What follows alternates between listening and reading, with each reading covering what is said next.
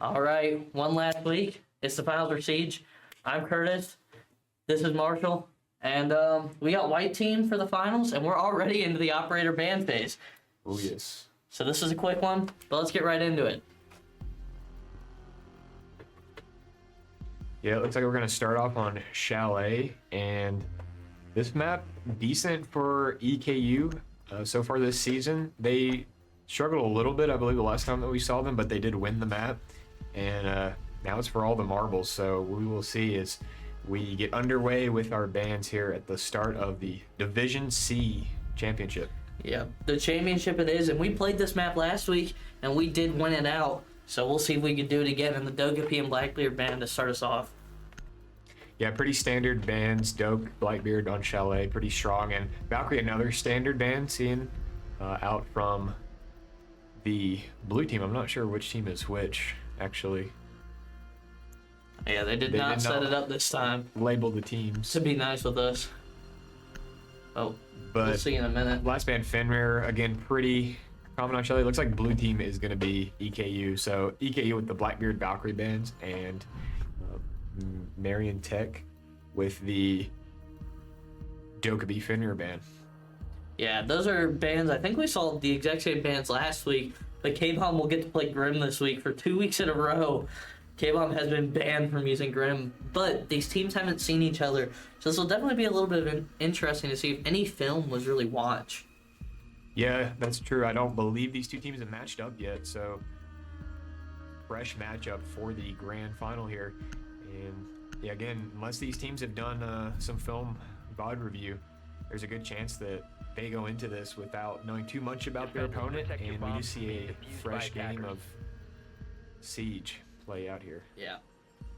So we'll see. We'll be on attack first. It'll be a traditional, just top floor attack.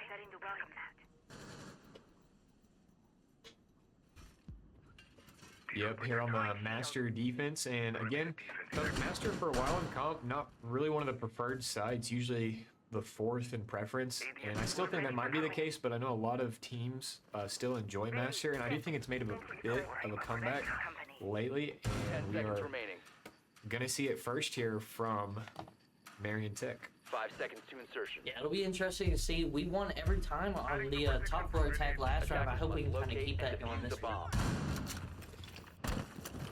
As we get underway here at EKU, see how they like to approach this. They tend to enjoy the library overtakes from what we've seen on previous weeks. Get in on that library side of the map and clear across to pressure the office side of the bomb site. We'll see, and Hugo going back to his iconic spot here we saw last week in the dominant, really third map of the semifinal. We saw Hugo just farming people there on the Master Rappel. Yeah. I'm curious if we'll see it again. I'm very curious to see if we'll see it again. Now, I like this approach going library again. It doesn't seem that the defense really has many people over there.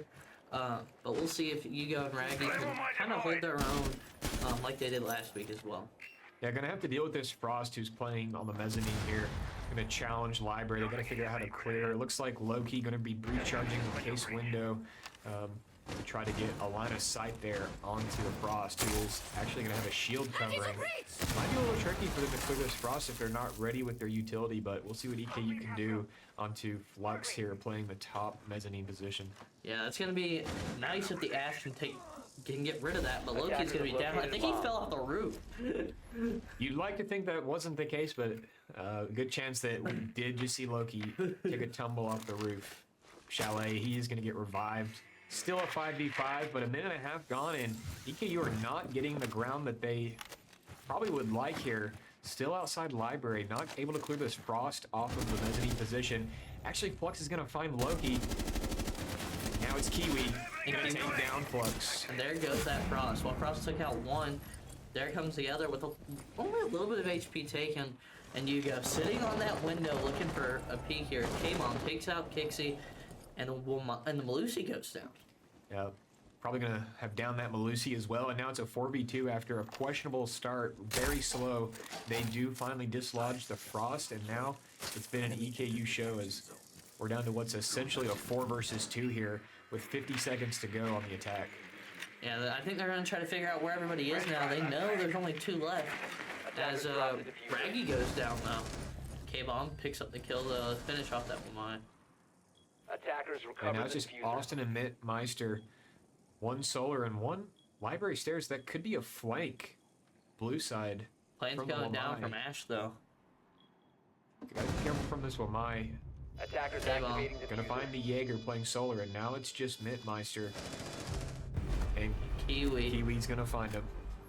A great round there from EKU, struggling a little bit to figure out how they wanted to clear that mezzanine position, but once they traded the frost out, it was all EKU from there as they just powered into the site. Yeah, the thing with EKU that we've seen is they just need to keep powering through. I think they need to keep moving. Time was not on their side a lot last round, or last match, last week I should say, but I think they're gonna pick it up, and they were kind of feeling it out this round, and we'll just see if we can kind of keep the momentum going on our end on the mental side of it. Yeah, good stuff that round from K-Bomb, posting up on that highway window, finding the necessary picks on the site to get in.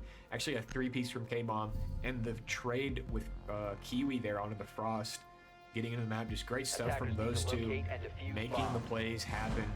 And EKU up 1-0 as looks like Marion Tech are going to opt to run Master back after losing it.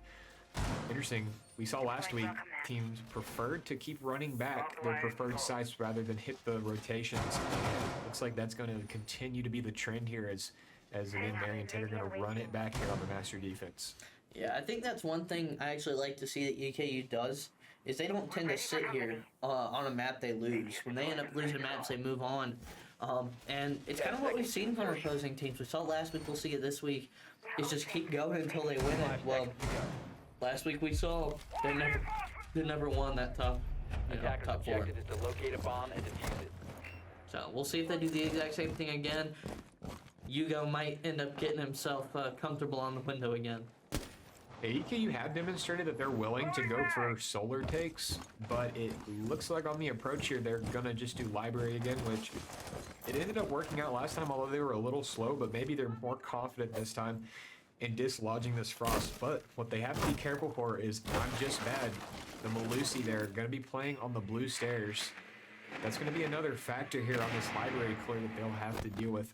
Actually, I think Kixie is also up here with the castle. So we see the rotations from Marion Tech to contest this library take.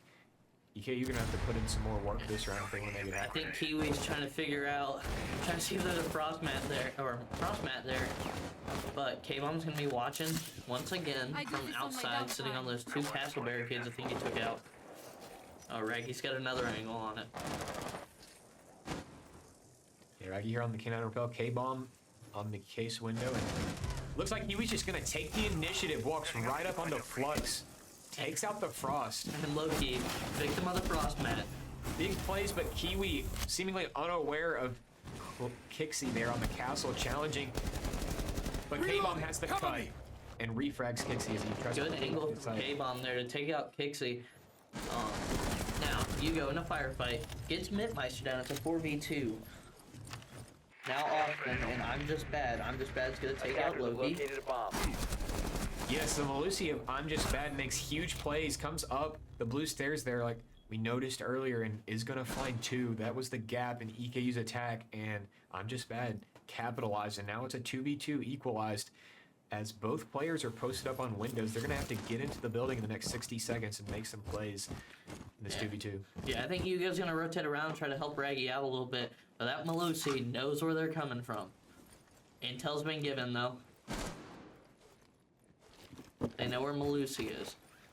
It looks like Jaeger's gonna be all the way on the other side. Yeah, kind of a questionable reinforcement here from Marion Tech. It's going to allow Raggy to take the swing in, but he's not going to quite find it. And I'm just Bad posted up with the shotgun close. Attackers find And Raggy your goes hazard down. dropped. It's gonna be Hugo versus I'm Just Bad and Austin. Attackers have recovered the And Hugo takes out Austin. That's not without his health being diminished. I don't think he has a 15 clue seconds where remaining. Jaeger is.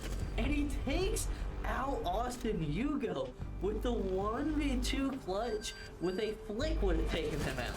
Yeah, just ego challenge that Malusi there who had the shotgun, and after taking down the Malusi, just walks in, the beeper hits him, Austin had the info, but Hugo had the play. What a transition there to read the Jaeger swing and find him, and a huge clutch from Hugo Rave there. And the trade with Kiwi there onto the Frost. Yeah, we'll definitely have to see what ends up happening here, because they're gonna be going downstairs. Now, I like this setup because I don't know if you know what this means, but usually that means that if they can get that wall open, Attackers need to best locate things are and about to defuse happen. bombs. Yeah, seeing the sense, seeing the blitz, knowing what EKU like to do here, there's a good chance they opt to rush the garage door here. And believe last time, not sure that it did work, but it did look promising for a minute. Yeah, last time it was 5 white team members versus 1 bandit. And this time there is no bandit, so I think our odds are high. Yeah, they do have the Cade though, and the clash here on the basement is going to be interesting. We'll see where 10 the clash seconds to insertion. plays. Might be in that boiler room. 5 seconds to go. Attackers are moving to defuse a bomb. Yeah, it looks like Clash is going to set up there in boiler, but the round's going to get underway here as Attackers have dropped the EKU. bomb diffuser. Attackers recovered the diffuser. Going to approach the map, and yeah, looks like they will set up for this garage rush. And you see the sense, you see the blitz, you kind of know what to expect. Be interesting to see where K-Bomb enters elsewhere with the Deimos and how they utilize the Deimos, but otherwise it looks like the team is going to stack here on the garage. Yeah, we'll get the traditional claymore, so don't need any runouts. But we'll see. Can they finally get the big wall open? Gonna have to deal with a Cade Tricker here. It's not a Bandit Tricker, but they still have the Cade. At Raggy. The re-EMP from Hugo. Hopefully gonna catch the second Cade Claw. There it goes. And it's open. Blitz gonna run down, but Clash is there. Do they know he's there? Gonna get in the cave. I don't think they realize they just now caught it, but the defuse is down. Yeah, Diffuser gets planted 4v4 post plant. Now this Clash could be interesting. They have Clash and Smoke to try to choke the attackers out, but Hugo with the angle on the connector, and Raggy finds another, and now it's a 4 versus 2. Post plant here, hard to win from the defense once that bomb is down. All of EKU posted up outside except for K-Bomb. He's in the map, but it's not gonna even matter. Gonna be Clash. Clash gonna get 3 of them, I believe. Mintmeister. Get 4 of them. We Get 5 of them. everybody. Get 4 of them. EKU with a generational choke. And Mintmeister pulls off the quad kill to end it as Clash. EKU just kept sending bodies at the Clash and won no gunfights. Wow. EKU gonna be thinking hard about that one when they go to bed tonight. That was interesting. I really thought they had it down there. They got that wall open, they got in, and they just couldn't hold it. They threw bodies at it, and Clash said absolutely not. So we'll see. They're gonna go back upstairs. And if you're EKU right now, what are you saying after that round? Well, you just be thankful that they're not going back there. And it doesn't look like Mintmeister is going to play Clash again, so that's EKU's hopes back into reality as they again attack the master bomb site for the 3rd time. And when that happens, you just gotta shake that off. I mean, yeah, generational throw, but you just gotta move on and take the next round. Otherwise, it's been a dominant game so far. Really, that round was a dominant round until the last 10 seconds. And you just gotta keep trucking on, keep your momentum, don't let it get to you. And EKU should have this one continued to lock it up as they approach Master Bomb site again, which again they're 2-0 on it so far, and besides that one hiccup, they've done very well this map. Yeah, as you've said before, this game really has no direct momentum. It's all one round at a time. I think they need to keep it that way. Play it one round at a time. Even play it one side at a time, because if you play one side at a time right now, we're up 2-0 on this site, and let's keep that trend going. Yeah, only momentum in this game is psychological, and You gotta admit, it's tough not to feel it after that round, but EKU just need to reset and keep going. It does look like they're gonna opt for yet another library take here. Not gonna approach solar side, I don't believe. Yeah, but Loki's not gonna be able to open it up how he'd like because there's a mute on there. Yeah, breaching charge might not go off. We'll see momentarily. Another victim of the mute jammer. These jammers just finding all of EKU's micro utility they want to use here. They're gonna have to figure something else out. Doesn't we're gonna have a swing from Flux, and it's punished. K-Bomb is ready for that. But another one is coming out soon from Mintmeister, and K-Bomb finds him too. Wow. K-Bomb picking up too early is very beneficial here. We're already up 5-3, and Kiwi's just walking and picking off the util. We'll have to see. Does K-Bomb know somebody's on the stairs? Loki goes down to I'm just bad. And Yugo always posted up on that window. I don't really know if he has seen anywhere else on Chalet.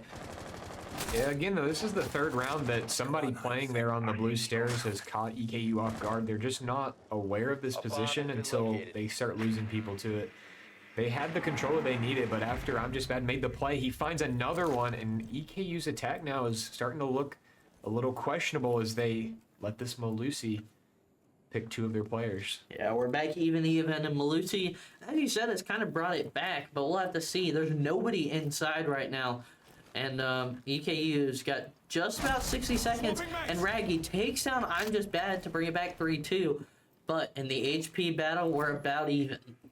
Yeah, great shot from Raggy there to hit the Malusi's head. And good adjustment, 3 versus 2 now. Onto the bomb site, it's just Kixie and Austin posted up in Office and Piano. And if EKU play this right, they should have the men to do it, but K-Bomb's gonna go down to Kixie, and that could be a big mistake. But Raggy with the excellent timing, hopping in the window, is gonna find Kixie, and now it's a 2 versus 1. Yugo looks like gonna rotate around, and Raggy gonna sit still while his teammate gets with him to play close for the... I wonder if there's intel right now to know exactly where Austin is. It doesn't seem like there really is. But we'll see. I believe they're going to try to go in for the plant here. Raggy does have the defuse. 15 seconds left. Defuse is going to go down. Yeah, what's Yugo seeing when playing against Austin? Austin's going to find Raggy. Defenders have located. Yugo in another clutch situation. Austin is 1 HP. And Yugo hits the shot. Yugo with another huge play here on the master attack to put EKU up 3-1 in the grand final. That is Yugo stepping up 2 rounds on the master attack here to kind of help EKU push its way through. But I would like to see it a little bit cleaner. As we said, they kind of keep getting flanked, and we might have a timeout here for for a little bit of a break here. I think we'll see master, but we might see a timeout here, and we will see a timeout.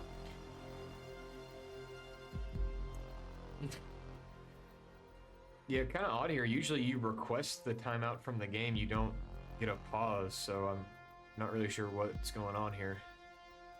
Usually there's an in-game timeout that you can call, but I'm not sure what the deal is. But either way, I suppose Marion Tech needed a timeout, or maybe a technical issue. Okay, there's the timeout.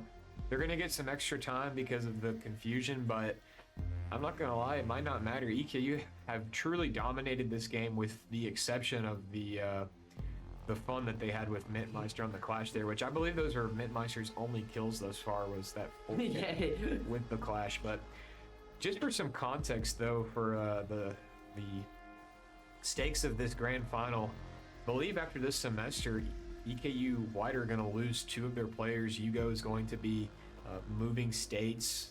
Going to another college, and word is that Raggy may not be playing next semester. So this is sort of a last dance here for EKU Wide, and after getting 2nd place together last semester, it would be a shame to happen again, to fall that short when you're so close. So I know that EKU, they want this, and Yugo definitely showing that even though he's leaving after this semester, he wants to leave his mark here at EKU with, I mean, just some huge plays in these early rounds, and in his what's probably going to be his last game with EKU. Yeah, it'll definitely be a change of dynamic, and like you said, if I'm in those shoes, or really as a team, I want to finish it off. We've made it thus far. We haven't lost since the first game of the season, so why would we, let this team down now? So I hope we can keep it going. I hope we can win another master attack here, because that is exactly where Marion Tech's going to go. And we'll have to see. Mintmeister's going to be on the Solus, and I'm just bad. Playing the Cade, so it'll be a little bit different, but we'll see if they can adjust or if EKU can keep it rolling. 10 seconds to go. Yeah, yet another master defense. Looks like they're suffering from the 5 seconds same insertion. deal that we saw from CUA, where they just continue to run the same bomb site. I mean, they're 0-3 on this site, and there's 2 other bomb sites that are just as viable on this map that we've not seen at all. And Marion Tech gonna opt to run it back, and this time EKU are gonna hit the solar take. After 3 rounds in a row of doing library over, they're gonna opt to approach solar this time, and probably gonna work out. You see Cade, Solus, both of those are off site completely, and Yeah, I think this could be the play if EKU can keep the gas pressed down. if we can get the intel here and figure out where everybody is, it will definitely be the move. And we'll definitely have to see, but I know they're on the cams and they have seen the movement. So we'll see, does Marion Tech rotate, or can EKU just get into Solarium and just get it moving? Loki and Kiwi gonna try to pick people off on the first floor. Yeah, might be going after I'm Just Bad. They might have got the read that that's where he's at. And Loki looks like he's gonna post up to contain McCade here. Yeah, we'll have to see.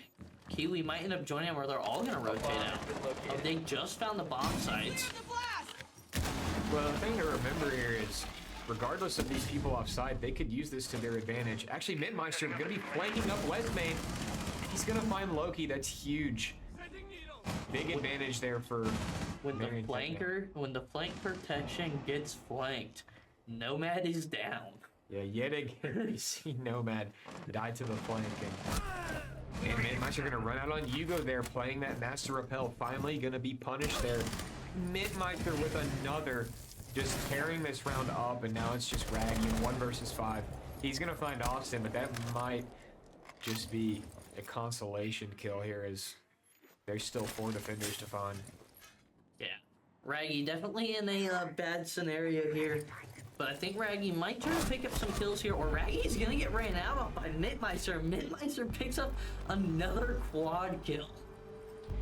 Yeah, this team demonstrating they're not afraid to run out, they're not afraid to swing, and this time, EKU just haven't been ready for it.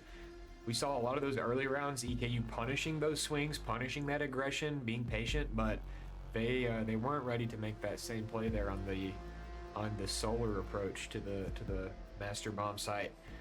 But all that aside, last round of the half, it's back to the basement. Last time, this clash posed one final issue for EKU, and actually this time, if EKU are wanting to get that wall open, they're gonna have to Attackers need to also locate and counter defuse this bombs. Tuberow from Kixie. Yeah, so it's gonna be a different defense here, as it's got the Tuberow and Cade, which can make a really good trick if they get it down right.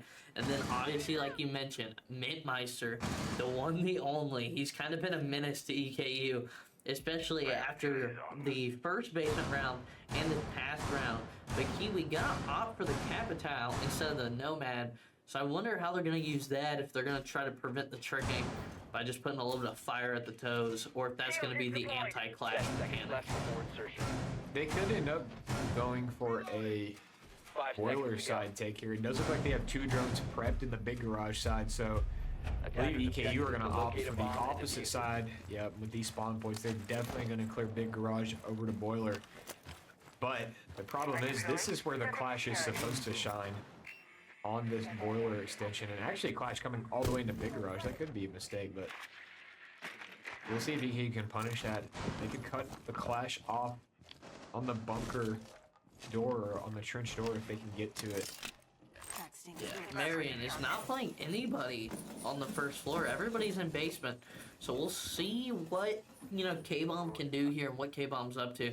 But it does seem like EKU is definitely kind of prepared for the clash. We've got Gridlock and Capital, and the only one in sight or even in the building is K-Bomb. Yeah, K-Bomb looks like he's just posted up here to contain rotations from Attackers the have located defense, a bomb. as the rest of the attack is going to look to start pressuring Boiler. And Midmeister did get back somehow all the way to the site. Looks like nobody went there to cut off the clash. So that's going to be something you have to deal with later in the round. Yep. And it looks like Ace has gotten cubbied. So we'll have to see if, you know, those will eventually get off, and they do not. Yeah, the Cade trick off of the tuber outplacement. If you're EKU here, you either have to re-EMP that or nade it. K-Bomb should have nades. Hugo's got EMPs, but it just doesn't look like they have the game knowledge of how to deal with the tuber arcade. And the tight angle from Flux finds Kiwi, and now it's a 4 versus 5 without that execute operator, the Capital. EKU gonna have to make some adjustments. Yeah, it looks like Raggy's gonna rotate around and try to find another way in. But K-Bomb's the only one even on site at all, or even near site, I should say. And here comes K-Bomb trying to attack that clash and gets rotated on by Flux. Low-key takes out Flux, but it's 3v4, and that clash is still going to be a menace to work against.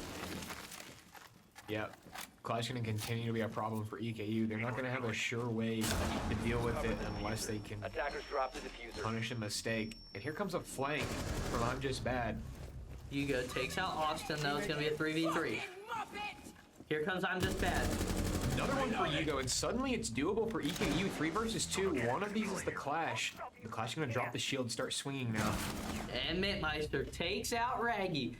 So, but Hugo takes out Mitmeister. It's going to be Clixie versus Hugo and Loki. You have a combined HP of Clixie. But here come the smokes and the plant. With Hugo on the defense, Clixie's going to have to make a play 5 here. seconds remaining. Problem with these smokes is might not be able to cover Kixie, but actually Kixie takes it slow, and Loki will find Kixie. And what a comeback there from EKU in the round. There's nothing going their way, and then they just start farming picks. I think that Marion Tech might have sent 1 or 2 people on the flank that was pointless as EKU punished it. And then Hugo Rave, the Clash Buster, the first person, I believe, on EKU to win a gunfight against Mitmeister on the Clash there. And EKU with a 4-2 attack split on Chalet are now going to transition to the defensive side, which I believe they were stronger on last time we saw them.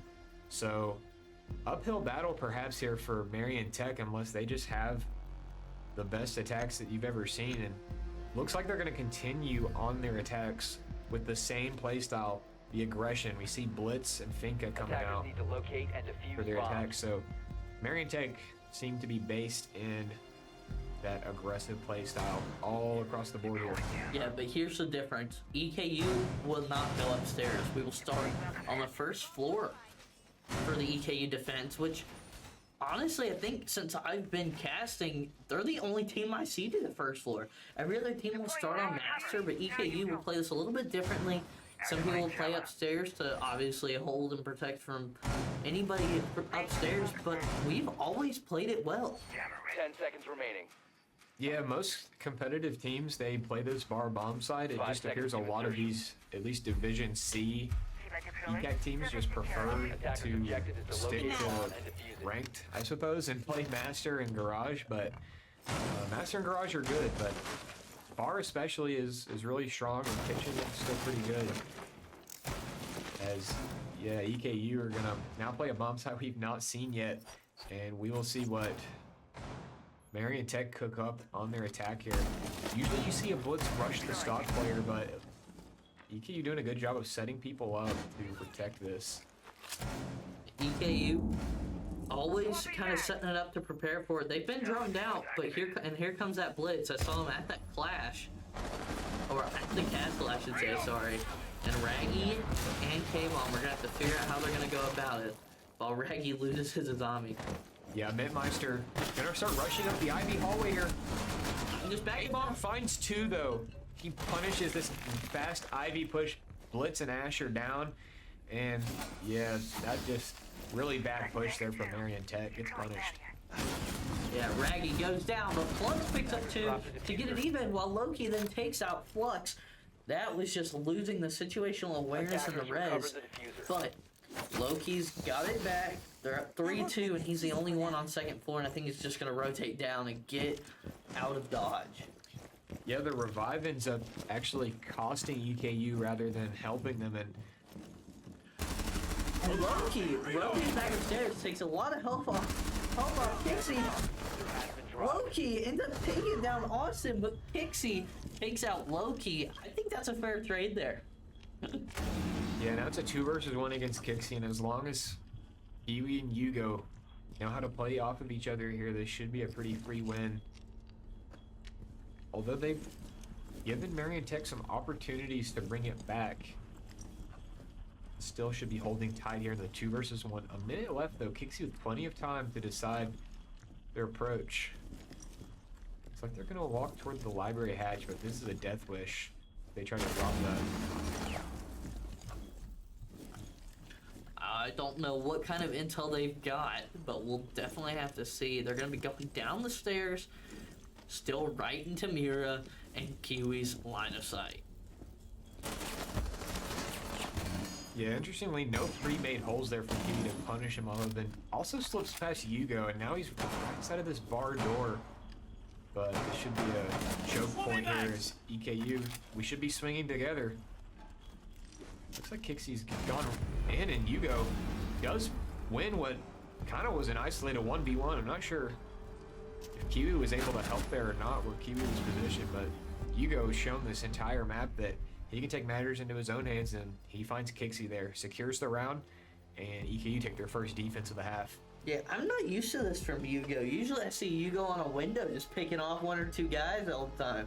But now Yugo's came in clutch a few rounds now in the last one, and Yugo's got 9 kills. I think that's the most I've seen from Yugo in a while. Yugo also with only 2 deaths. EKU have lost 2 rounds, and those are the only times that Yugo's died. Otherwise, he's been pivotal in winning these rounds. I mean, he's clutched 2 rounds, and that round was a 2v1 that, in a way, was almost a clutch. And yeah, Yugo just being the anchor on this team that when all else fails, he's shown up. And Attackers have located a bomb. big reason why EKU's up 5-2 instead of it being 3-4. Yeah, I think Yugo's definitely helped pull things together to end it. And we've seen that the past few weeks that we've seen Yugo pull up some things at the end, but we'll see another first floor defense, and they're going to leave Yugo on his own, which isn't atypical of EKU here. Yeah, usually you see a mute anchoring down there in the kitchen. Usually you got 4 other players playing up top unless you have a lurker somewhere. And I believe EKU do like to play 4 people up top and leave 1 down as they set up here to try to stop this attack. And it looks like that Marion Tech might opt for a more standard attack here. I'm not sure why they bring the ram for kitchen. It's not usually very strong, but Loki's about to die already. yeah, I'm not sure how that happened. He might have impacted himself, or I'm not sure. Probably. K-Bomb picking up fights on the window. Yeah, it looks like a lot of Marion Tech are posted up on the trophy window, and you tagging K-Bomb up some more, trying to make some holes in the wall. And I'm not sure K-Bomb's aware that he just got droned, but I don't know. I'm not really a fan of this because K-Bomb might as well be allergic to windows. So we'll have to see how this goes. We got K-Bomb and Loki that are already low health, but K-Bomb kind of holding his own on the stairs, staying away from where he might get killed. Yugo goes down, and that's your first floor defense there. yeah, again, all that K-Bomb really needs to do here is stop players from jumping in trophy, but he fails to do that, and it costs Yugo, and it costs K-Bomb a blunder on the solar stairs. And suddenly, what should have been a very poor attack has allowed Marion Tech to get their foot in the door, and it's just 3 EKU players up top. Kiwi does find 1. Kiwi's gonna find 2. That's huge. Suddenly, it's more doable. And the Grim gonna try to get Kiwi's location, but he stays just outside of the range. And Raggy, Loki, and Kiwi have to take it all on their own. Yeah, Mintmeister posted up. Oh, they have defuse. Yeah. I think maybe it's I'm Just Bad. Somebody's there posted up on the Yugo spot on the Master Repel. Man, I'm Just Bad gonna find Loki. Off the Master Repel, off the Yugo spot there, and Raggy's gonna come back to site. And EKU did have a lot of control there. They dropped the diffuser down in the site, but everything else is not going their way. Raggy goes down. Now it's just Kiwi up top. Attackers recovered the diffuser. And Marientech are gonna look to flood. Kiwi does find I'm Just Bad, and now it's one player who is upstairs challenging Kiwi, and then the players are on the site. I don't think Kiwi knows. Yeah, Kiwi does not know. And Kiwi goes down to Mintmeister. Mintmeister always there to ruin the EKU day. Yeah, big play from Mintmeister, and honestly though, just a terrible misplay from EKU there, playing the castle on the solar stairs, getting no value, letting Marientech just jump into trophy for free, and then, yeah, when you lose your side player and you lose your solar stairs player, if you're gonna do that, the rest is kind of history. Kiwi did a great job trying to bring that round back, but it just wasn't enough, and EKU dropped their second defense.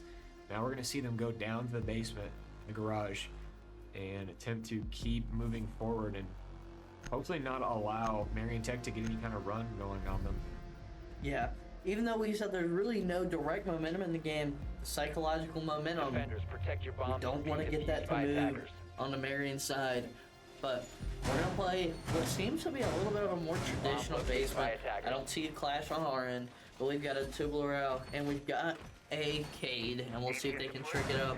If Yugo and Raggy can work together and protect the breach. This is actually one of the best sites for Clash in the game. I think it's super viable, and props to Marientech for using it here. You don't see it a ton in Collegiate, but I always enjoy to see it because it could be hard to stuff if you're not prepared to deal with a clash. 10 seconds It's a big difference maker, but yeah, EKU, they're just gonna run kind of a, like you said, a basic setup, bringing the Jaeger to protect the boiler shield, and the other one's just pretty standard. And it looks like that Marientech's attack approach will be pretty standard as well, seeing the Ram, Hatcher Therm, Cali as well, helps with the utility off the wall, but they're gonna have to get ready to deal with the tough tricking here from Yugo, as probably gonna lose a lot of time on that wall if, or not even get it open if Yugo plays it right here. And here we go. See if the tub trick will work. Now, I wonder if they're going to go the Cali or the Thatcher first to try to get rid of it. Actually, might just ignore it. It looks like they're rotating around. Oh, a Twitch. K-Bomb on the roam finds one, and it's more success than we saw from him last time that he started up here on the top floor. I will say, though, that's a good pick, though, from K-Bomb. They don't have to worry about a ram up top anymore. And, obviously, the man advantage. It takes a gun out of the attacker's hands. Loki struggling with his close quarters engagement with the drone. The battle itself fit for a grand final. And I hear a thermite go off. Is that the breach? I'm not sure, but he's rotating his shield and getting out whenever the attack is going to be approaching that. And yeah, honestly, terrible decision making from Loki. It goes quite punished, and suddenly it's a 4v4 for EKU, losing that man advantage that they had off of what could have been a lot of valuable play from the Warden and Boiler. Yeah, the breach is open, and now the other garage wall is about to end up opening up, and it's going to be a 4v4 with openings on either side of the defense here. Yeah, just one player, I believe, posted up outside the snowmobile garage. The rest of this attack is going to come from the boiler side, the bunker side. We'll see how EKU play these positions, hold these crosses. Looks like Raggy just not aware of his positioning, but again, Yugo here to save the day, refrags, and Kiwi with another. Both of these players have done an excellent job all game of bringing rounds back. And K-Bomb's gonna come rotating around. He's on the first floor. I think he's gonna try to meet up and, hand Marion a shoots the drone, which is going to give away his position regardless of if somebody was on it or not. And Attacker's bomb diffuser has doesn't been matter dropped. though, as Kiwi funds Austin. Now, it's a Cali versus EKU. Let's see, how many EKU players does it 15 take seconds left. to get rid of the Cali? They might just try to play it safe here. 10 Flux, seconds though, left. not even gonna try to get the defuse, and Hugo gets the kill on Flux to end the round. Yeah, Marion Tech opting not to clear K-Bomb even after he got the opening pick, and it ended up being kind of a thorn in the side as he was there on the stairs to hit the flank late. But ultimately, that round was huge from Hugo and Kiwi to just play their positions on site, get the refrags needed to keep the round in their favor, and they trade it down to a round victory as they go up 6-3 and are one round away from taking map 1 here in the Division C final. Yeah. Let's hope we can take map 1 here. But I think if I recall, you're the one that said roaming isn't just about that pick at the beginning. It's about really being that thorn in the side, being a presence. And K-Bomb was able to do that. I haven't been able to see that much from K-Bomb, but props to K-Bomb this round. Being able to stay alive, getting the pick 1, and then just being able to stay alive and be that presence. Yeah, great stuff. Really most of the game from most of EKU. And they're now going to jump back to the bar defense, which they won the last time that we saw Marion Tech try to do a little blitz push through Ivy that just did not work out, went punished, and we'll see how Marion Tech opt to attack it otherwise, as Mintmeister looks like he's going to swap off the blitz for the Twitch. 10 seconds left before See how they insertion. approach this otherwise. Looks like they're setting drones up 5 for seconds left Solarium before insertion. and Master side, so still probably going to approach the map in the same way, Attackers are moving taking out to Solar locate a over. bomb and defuse it. Yeah, they're putting a gun in Mintmeister's hands, and he might be here to help try to counter the mirrors a little bit more. I do wonder what K-Bomb's going to end up doing with the Pulse, Kiba deployed. Surface secured. as I haven't seen him play Pulse. Kiba secured. Yeah, might look to punish the Solar entries from Marion Tech. They knew that this is how they got in the map last time, and they're sending K-Bomb over here to try to punish it. I mean, he could get a Attackers free have located a C4 kill, bomb. but it looks like he just doesn't as the attack slips into Solarium. That's the freest C4 to attempt, and K-Bomb misses the opportunity, but he's going to try to play catch up, but it's too late at this point. Too many factors as to where the attack could be after they initially entered Solar. Yeah, it's not enough, and he's might challenge this window. K-Bomb in Windows has not been a pleasant matchup for him. Oh, but he's going to take this fight on, and I think he's got the right idea, but Marion Tech's going to back on out of it. I will say, I recall on the attacks on this map, K-Bomb picking some aggressive defenders off of the window, so perhaps he's feeling a little more confident in his ability to challenge a window. But meanwhile, as we know, the attack entered Solar side, and now they're here making contact on the library setup, but Raggy with a tight angle under the Azami barrier. Gonna find Kixie. Yeah, Raggy getting that first kill there definitely kind of halted the momentum for a second. I don't know if you saw it, but Marion Tech just stopped. So now we'll see. But Mintmeister picks off low-key from the balcony, and it's going to be a 4v4. Yeah, huge pick on the mezzanine player there. And now it's just Raggy left here on the blue stairs to hold on to anything that's left on the top floor. But with a minute left, he could just sit here, maybe shoot a drone and peel back. But K-Bomb is going to get found out on his lurk. K-Bomb Huge for Marion Tech to find that. Yeah, K-Bomb goes down, but I do think he was still able to be that presence, and it might have slowed them down enough, or at least make them redirect, because Raggy even set up on the first floor, so all of EKU set up around site to try to figure out how they're going to defend this for 40 more seconds. I love this reposition from Raggy here. He slipped into the mudroom, and this is going to be the big play. He's got the jump on the Finka. The trigger discipline's huge, but he goes for the leg, and he can't finish it. Now they know that Raggy is here in the mudroom. But they're going to have to clear that if they want to push this hallway. A big C4 from... It was I don't from know if it's Hugo. Kiwi or Hugo, but it doesn't look like it hits. I thought it would. No. 15 Think, seconds to go. but Raggy being that thorn in the side now, Hugo gets one. Mintmeister gets Raggy, but it's a 2v3 with time on the defender side. And Austin's planting right in front of him. This should be a free pick for Hugo, but I'm not sure he's aware that the plant's going down. 1v3. Wow. And Hugo gonna go down to Mintmeister. Mintmeister again pulls up. I believe it's another 3K for Mintmeister. And Hugo 4K. a 4K then from Mintmeister, and EKU falters at the defense, but it's still match point. Yeah, that plant spot was just in such an odd, random position that I don't think Hugo was aware that it was even going down, although he was right next to him. And big mistake that cost EKU what could have been a tight win, and instead they get rolled over by Mintmeister, who has definitely been the MVP for Marion Tech. I mean, without him, the game would already be over in EKU's favor.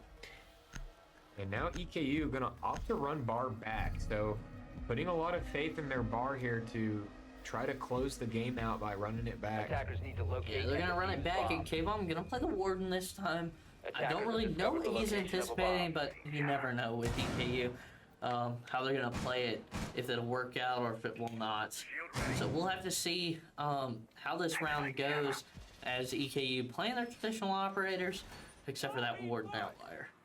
Warden's pretty common here on this bomb site. Just haven't seen it too much from EKU, but pretty common for either the stock position or the mezzanine position. But so I'm not sure where that they'll have him, because I know that they've been playing Loki on 10 that seconds mezzanine, left but before insertion. just good to have Warden up here 5 to seconds to go. block from the utility, because this is a big utility dump site. Clearing power Attackers position. objective Actually, is to defuse a K-Bomb bomb. might start pressed up in library. Could be interesting, but Surface secured. Swapping mags. We'll have to see Hugo and Kiwi stuck in first floor again, while everybody else is gonna try to hold their own. No roamer this round though, so we'll definitely have to just kind of see if EKU can hold and just keep the time on their side. yeah, K-Bomb just gonna play the blue stairs position here with the Warden. Yet another approach from Marion Tech that's the same thing. Solar over. EKU should anticipate this pretty easily by now. He's gonna try to reposition, but he gets picked crossing. I don't think communication was there from the sounds of things, because it's been open and K-Bomb's watching it, but it might have just gotten, forgotten about. Yeah, losing Raggy early there is big for And the defense, and they just let Clixie walk in. That was an easy challenge from K-Bomb. Clixie had the Zofia launcher out, and now K-Bomb opts to fall off. it's just gonna be Loki. Changing Loki max. picks off Kixie. It's gonna be a 4v4. He has been drowned out, so it's gonna be a little bit of a predicament for him. And is he's just use the gonna key, rotate out. Gonna use the Kiba to rotate out. Big play from Loki to survive that, but when you surrender all of top floor to the attack, it's hard to stay safe on the site for a minute and a half. Very good from Marion Tech to get this control fast. And EKU are going to be pressed to still make this work, but they're not aware of K-Bomb's position here. K-Bomb, I think, is just gonna try to lurk here, and just kind of see. I hope he doesn't go to overextend here. Flux gonna take a little bit of damage, I assume, from C4. Classic siege timing as K-Bomb swings. I'm just bad, gonna run right back up. And now we're back to where we were 30 seconds ago, but K-Bomb, zero awareness. And even though Raggy was dead, it appears that was not listening either on the garage cam. Huge gap from EKU, and it goes punished. It's now it's a 3 versus 4. 39 seconds left though. Marion Tech have taken their sweet time after the initial control. Yep, and Flux gets Loki. It's gonna be Hugo and Kiwi once again. Hugo already taking some pop shots. Gonna go low, but he down Flux. Hugo gets on just bad. It's a 2v2. It's Another really a Kiwi. 2v1. Yeah. Kiwi takes out one. Austin's the only one left because Flux is down. 15 seconds left. 15 seconds. Austin's got to make a decision. 10 seconds to go. The Nitro comes out. Flux 5 finally seconds to dies. And Kiwi picks off Austin. And Hugo and Kiwi once again holding their own, with Hugo taking a lot of that action to finish it off. And there goes map number 1 right to EKU. Yeah, the story of the map, especially for Hugo, was seeing this duo, Kiwi and Hugo, just bringing rounds back that were looking kind of lost. And Yeah, huge map from those two, and Hugo definitely the MVP there, as yeah, gets a huge round there at the end from those two to secure the map, and it's a 7-4 from EKU to take map 1. Yeah, a little bit longer than I kind of would have liked, but you know what? I'll take it. I do like the Yugo and Kiwi duo there. For most of that map, it worked out a lot in our favor. And as you kind of said, for our side, it was Yugo. On theirs, it was Mint. But at the end there, EKU able to kind of bring it all together and get it done. Yeah, ultimately EKU, they looked pretty dominant the whole map, but some mistakes cost them some rounds, but also some big plays from some of those players, especially Hugo. Big stuff from Kiwi too.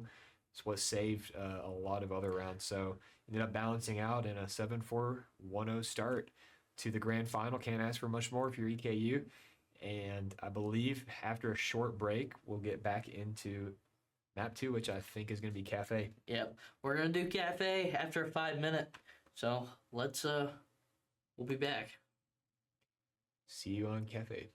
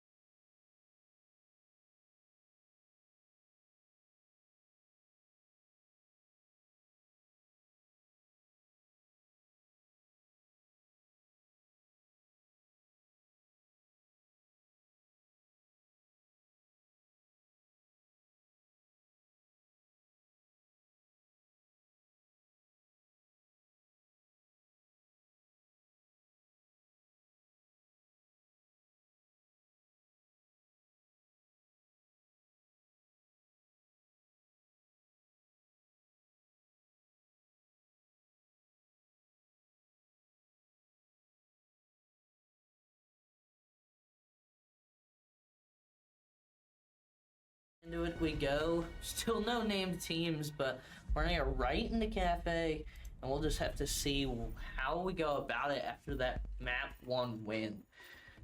So, Marshall, what do you expect from Cafe? We've seen it almost every week thus far. Yeah, I think EKU definitely prefer Cafe here, and probably just gonna see more of the usual. We see a lot of the piano and red side approaches for the bar bomb site. See a lot of top down for the kitchen, although we've seen EKU experiment a little bit with some bakery play for kitchen rather than top down. But looks like if EKU are still the blue team, that they're gonna opt to ban the blitz this time. They are. They're still the blue team, and we are on the attack first, so we are banning Blitz and Azami. I guess we don't like when Mintmeister plays the flashing shield on us.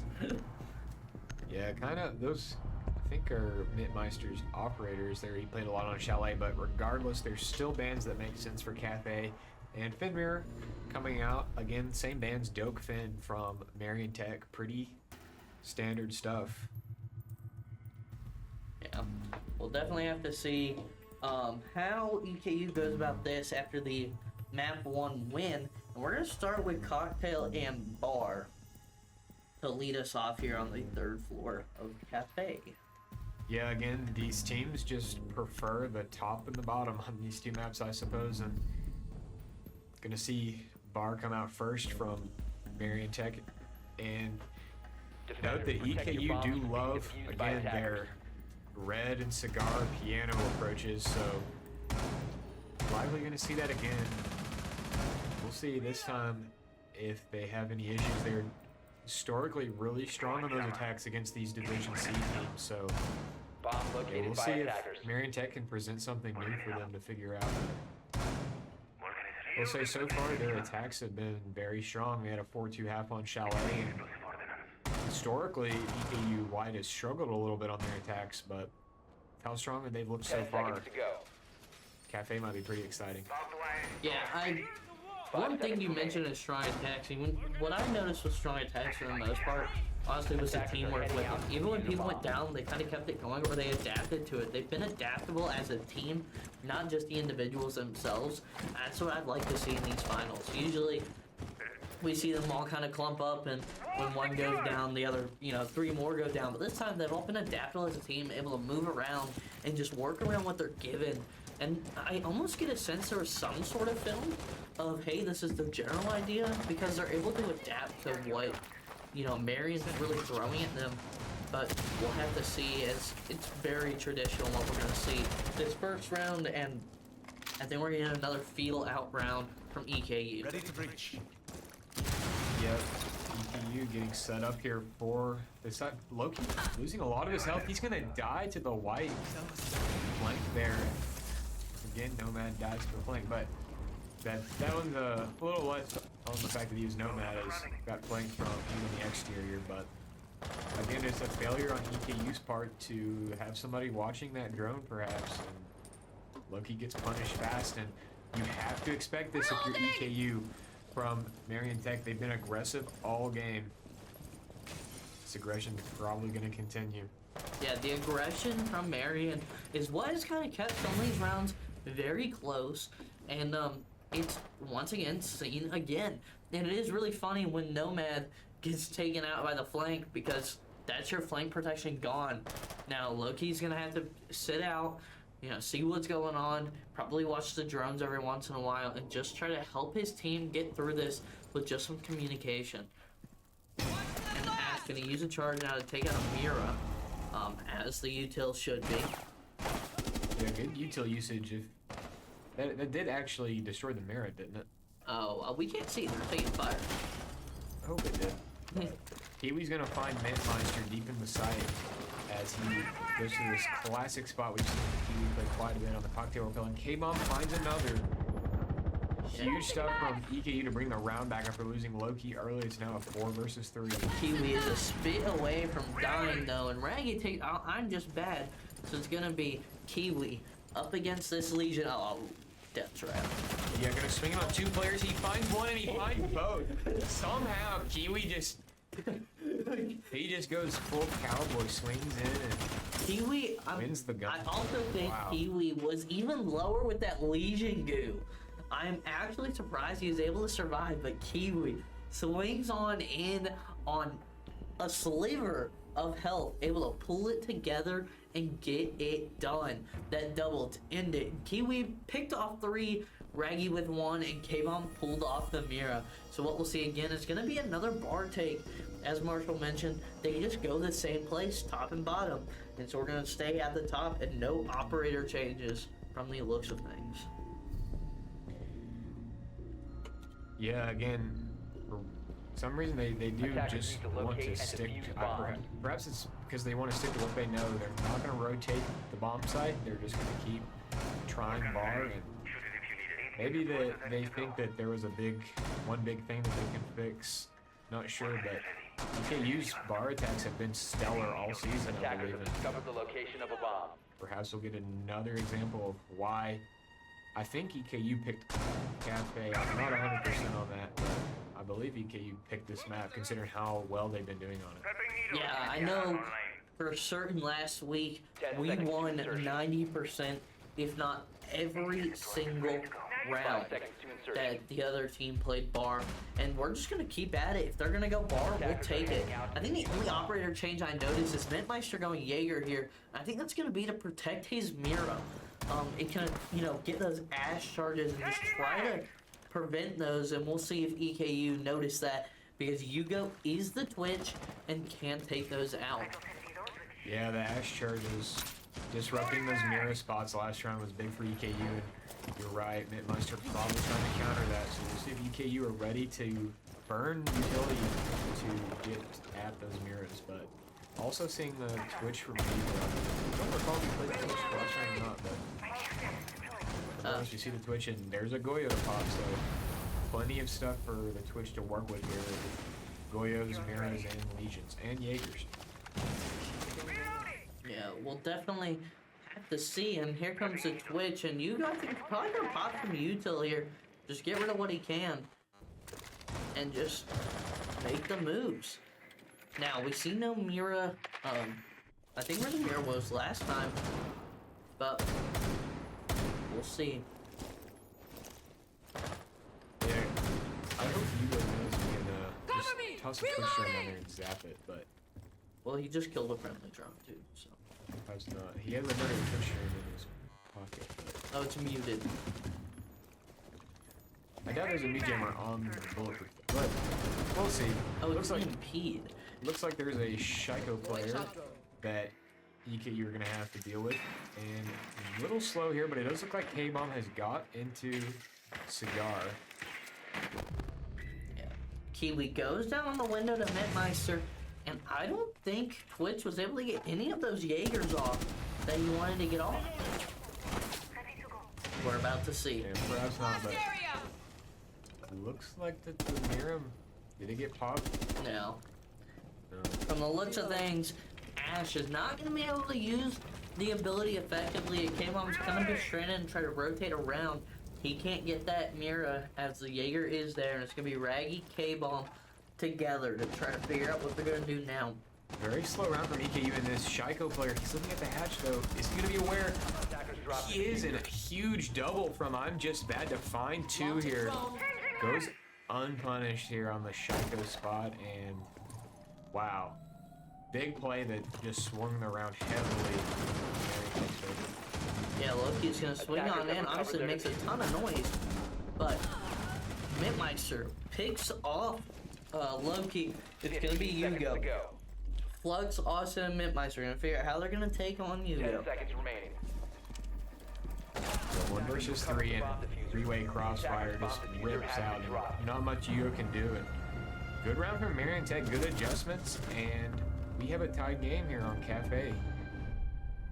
Yeah, we've got a tied game, and I kind of mentioned this. We're usually good at bar, but that time we were just slow, and I think that's what kind of bit us in the butt. But we'll see Kitchen, as we mentioned prior, it's going to be top floor than bottom floor, but Mintmeister are going to play out that clash, And if EKU cannot deal with the clash, it might pose a problem. We're going to see 2 shields though. From EKU, I wonder if they're actually going to stick to those though if they know there's a clash. Yeah, shields do not do well with clash. Clash is a great counter for shields, and probably going to see the clash playing on that bakery side, which we do know EKU like to do if they don't do top down. So you'd like to think that if they spot the clash here, they're going to opt to just do top down, but which I do think they've seen the clash. Just not sure if they'll adjust properly or not. Yeah, we'll have to see how K-Bomb and Loki react to it, because it could pose a big threat to their attack if they don't even catch that Mintmeister is playing the clash. I don't even know if they've caught it. 10 seconds to insertion. 5 seconds left. From the looks of things, they have not. We're gonna have K-Bomb and Loki on the shields Attackers are against heading out to defuse the Mintmeister bomb. on the clash.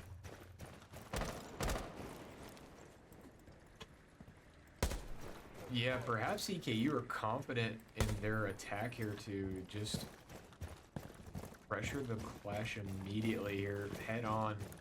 Be interesting to see if they can pull it off, what they have in plan for that. But initially, Kiwi gonna look to open up a small big window, get some information. They definitely know there's a clash now if they didn't before, which I believe they would have.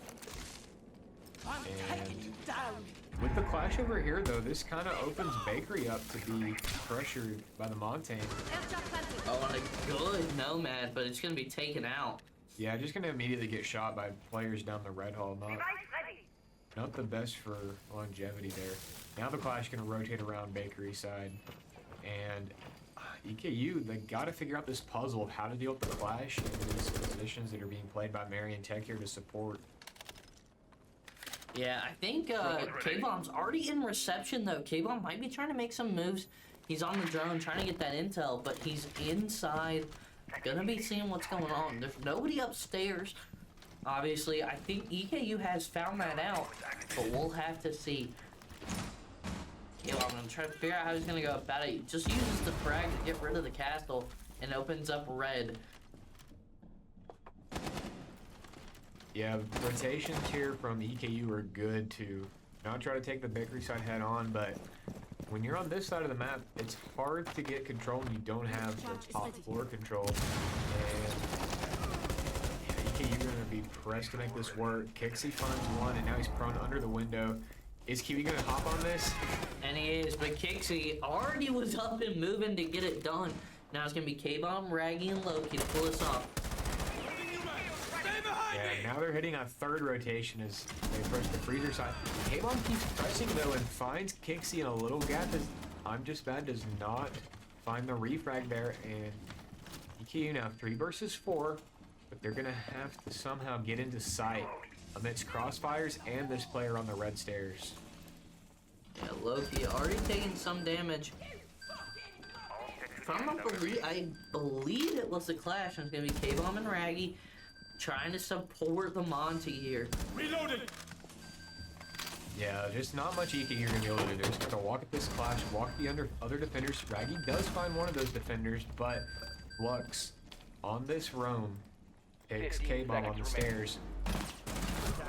And Mintmeister is on his gun. Loki wins the shield v shield though, but probably too little too late. 5 seconds left. 5 seconds remaining. If that's the major victory, I would take it if I'm Loki. Loki takes out both of them! Operators, you are out of time. Oh No, no! finds one. Oh, I thought he found both, but still, takes out one of them. I know they lost, but that was a good try from Loki Yeah, there. almost a throw there from Marion Tech, but just barely not enough time for Loki to get him. And now it's a 2-1 lead for Marion Tech. So I know the tide has shifted here as I believe it's Marion Tech's first lead of the evening as well. It is, and it was a big time factor there. Time played a big role in that round, and while Loki tried his best, obviously he ran out of time and could not get it done.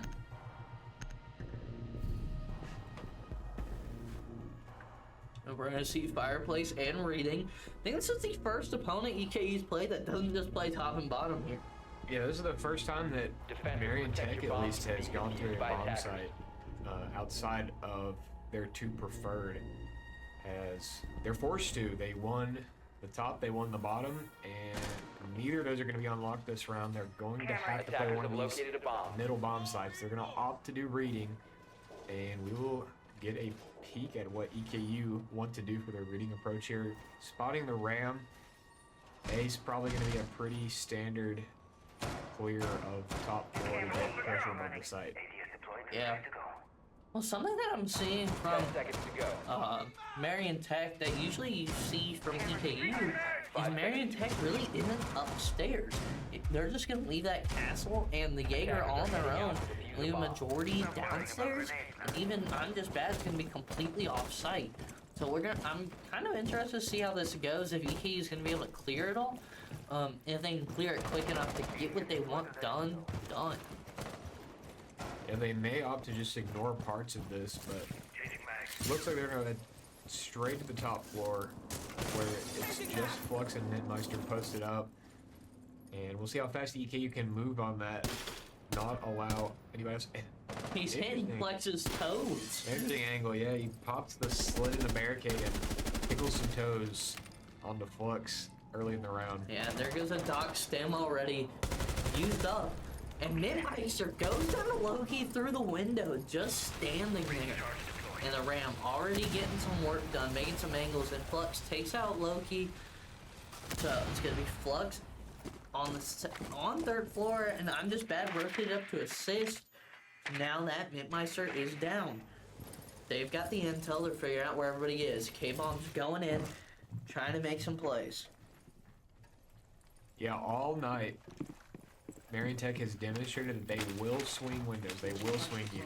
And Loki punishes one, but gets immediately traded by another swinging the window. So, A-Bomb might have had his toes tickled there, but he did not, as he pops the castle barricade, the white stairs player, not punishing that. And EKU looking to get all the way up to cocktail very soon here, and a minute and a half left, and yeah, it looks like, except for Flux, kind of hanging around the white stairs, we might feel back on the defense. EKU can start working the vertical pressure.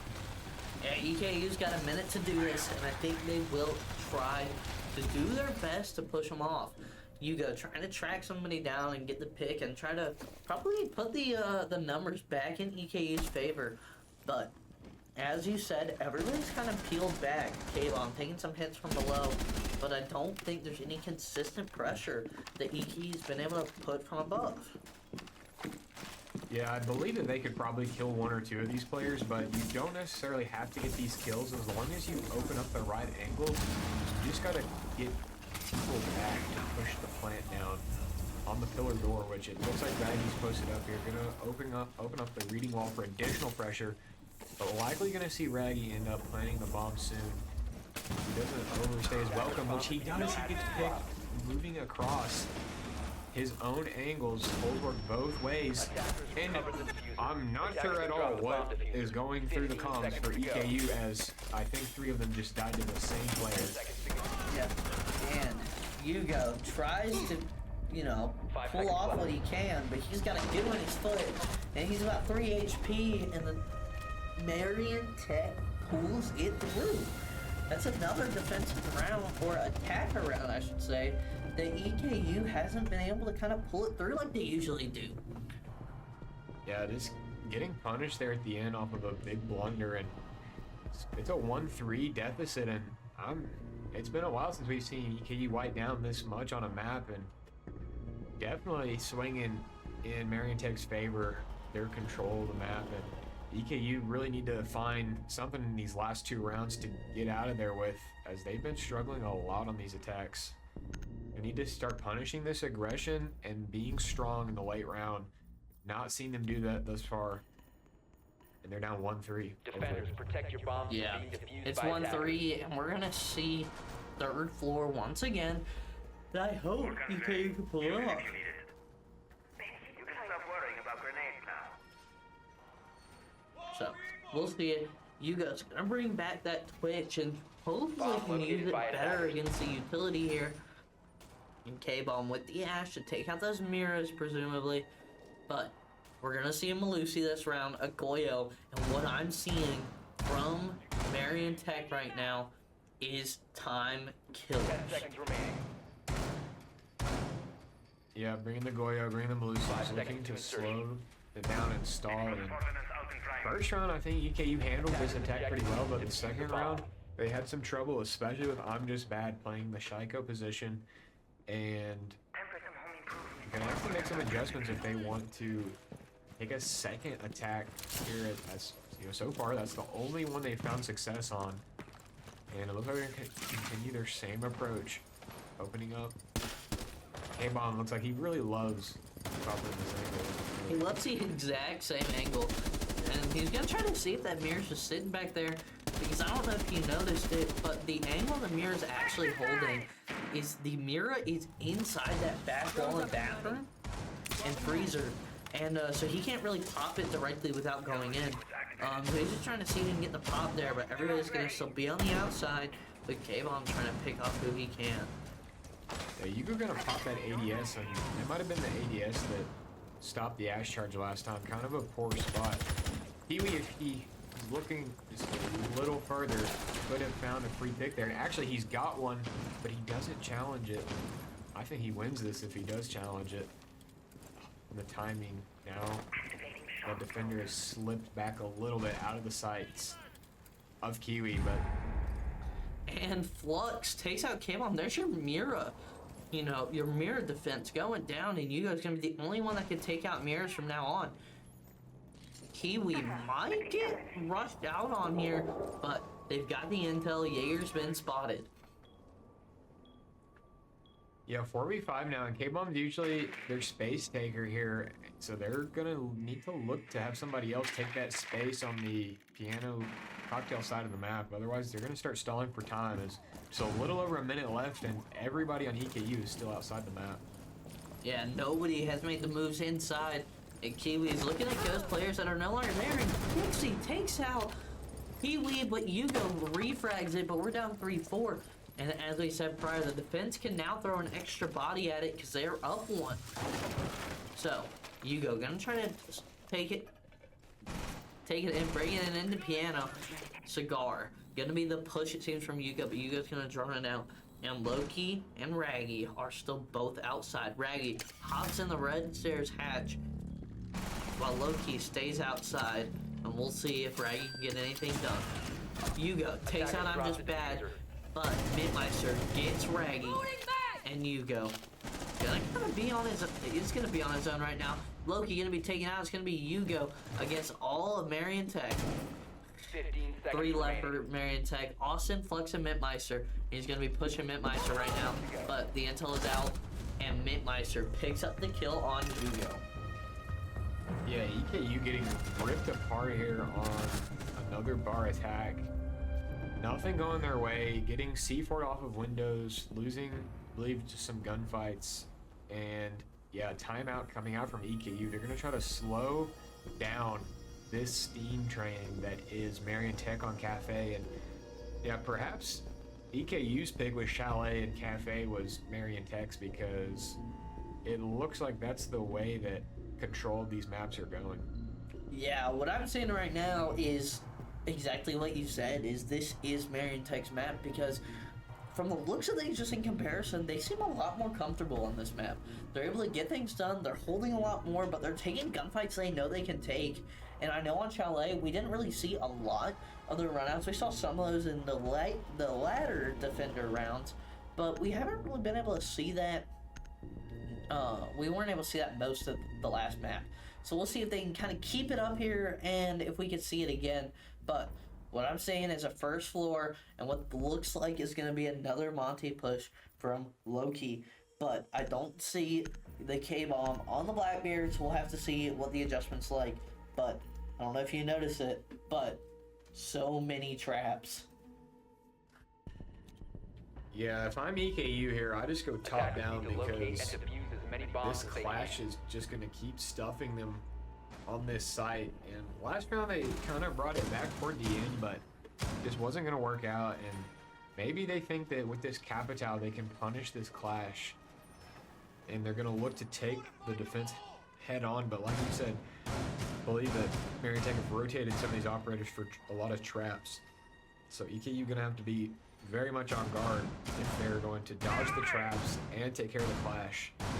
If they, which it does look like they want to take this 10 head on seconds again. left before insertion. Yeah, they're all going Christmas market, but we're also bringing a Flores into this fight instead of a Nomad, which I honestly kind of like it because it allows a drone to go in there and kind of push some people around, get rid of some utility, and we'll see how Kiwi ends up using that Flores. But low-key just gonna run right into it with the big old shield guy. Yeah, another Montaigne Bakery push from EKU, but there's Mintmeister on the clash, pressing it Bomb head located on by again, attackers. and yeah, EKU gotta look to deal with that, and I assume they want to use the Capital Fire to punish the clash.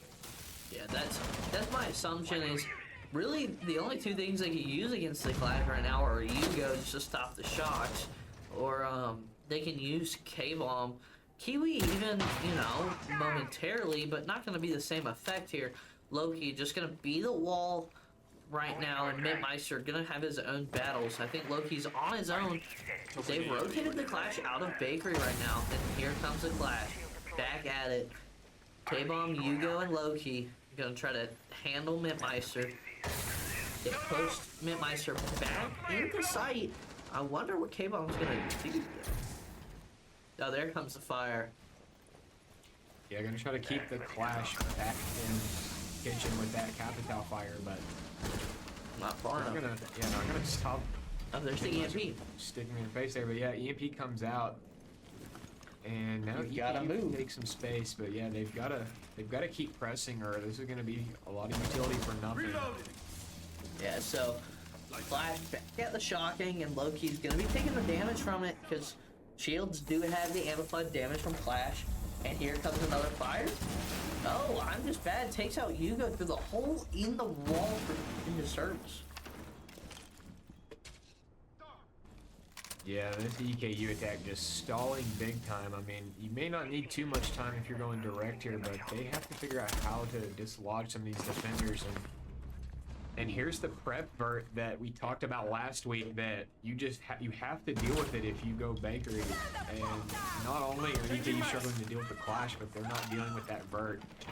And now we've got 3 operators, or 2 now, but are both on the run trying to fight the Clash, and Raggy and Loki really don't know what to do here as they're outnumbered Attackers have 2-4. recovered their diffuser. Yeah, EKU getting absolutely walked over here.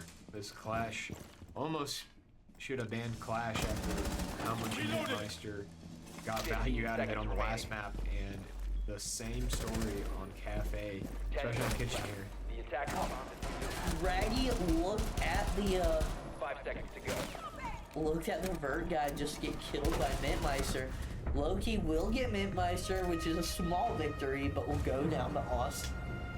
Yeah, dominant round and dominant half from Marion Tech.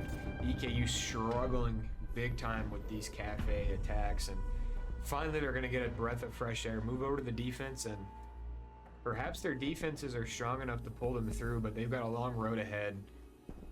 They're going to have to play all 6 at least if they want to stay in this game.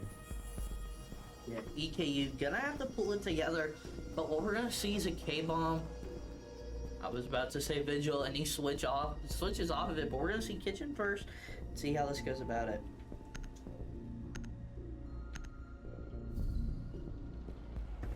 Yeah, pretty standard for EKU here. They love playing the Loki on the Warden and VIP, supported by, I want to Attackers say, need to locate and defuse as many bombs as maybe they can. Kiwi plays Whiskey.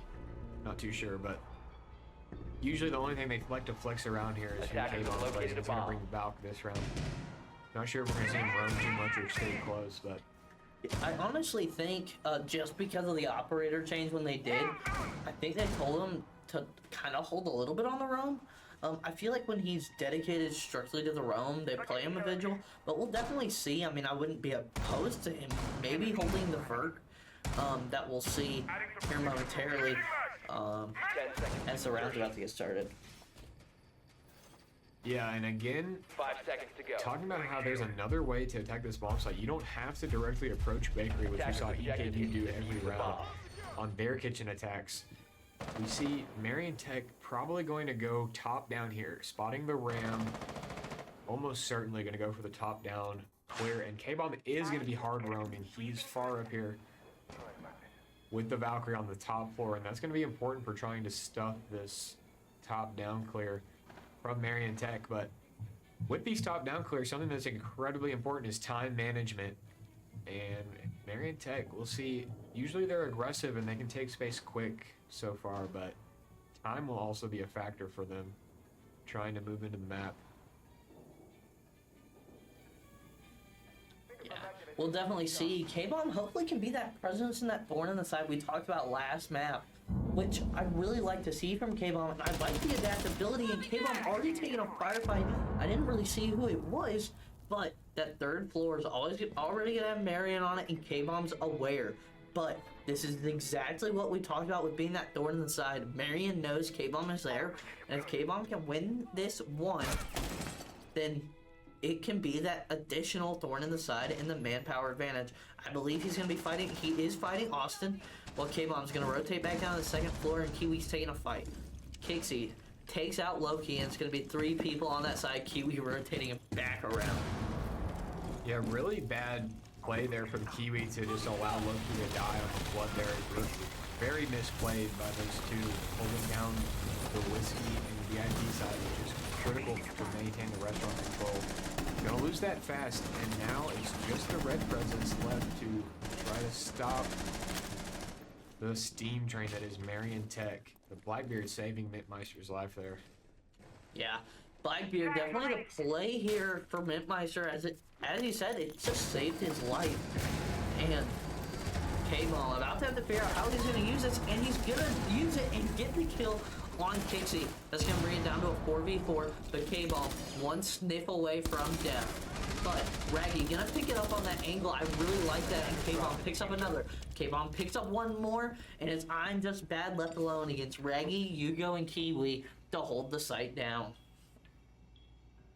Yeah, plenty of EKU players still up as long as they don't feed on just bad. Some 3 1v1s should be a round in the bag for EKU here as they try to mount a comeback off the Cafe defense.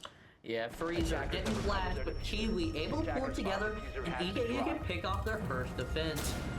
Kind of like how you mentioned prior of whose map this really is. I'm honestly gonna tell you, I think it's both, and both teams, you know, play it, but play it differently. As we saw there, the defense from EKU played it well, although there was some mismanagement, as you noticed. They were able to pull it together in the end. Yeah, perhaps these teams are just defender-sided Cafe teams, leaning a lot more on their defenses to lean on.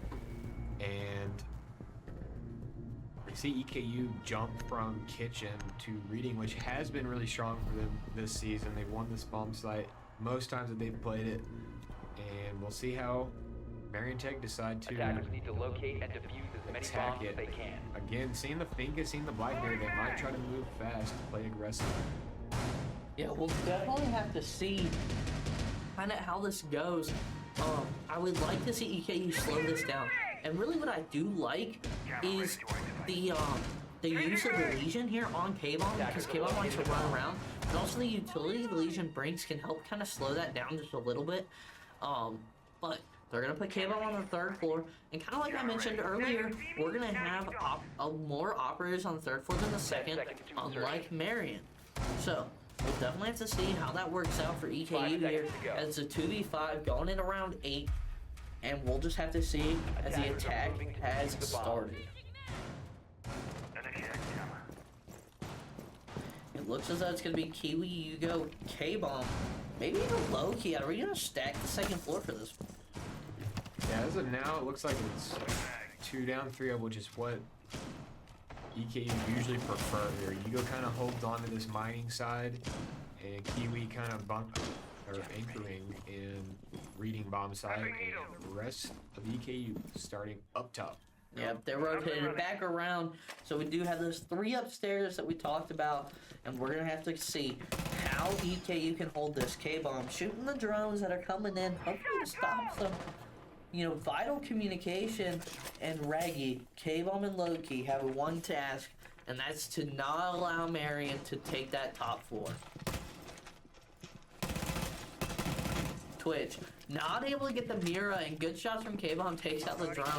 I would never say that drones are a battle. That's definitely a good battle won. Yeah, especially when it threatens what is securing the entire position. But there's another one, And it got it!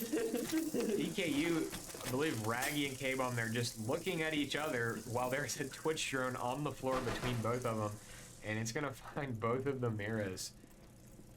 But a minute and a half gone. And before too long, EKU could just get out for free. But as I say that, Raggy goes down and I'm just bad. And EKU will retreat with that loss.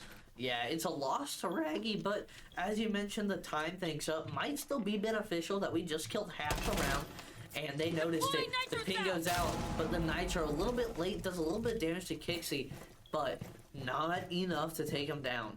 So now there's a big hole at your roof, and all four of you are bunkered down, holding the second floor. Yep, this is going to be a matter of Marion Tech getting info on these second floor players that are all just horizontally trying to hold on to the bomb site. 44 seconds for EKU to hold. Hugo picks off one.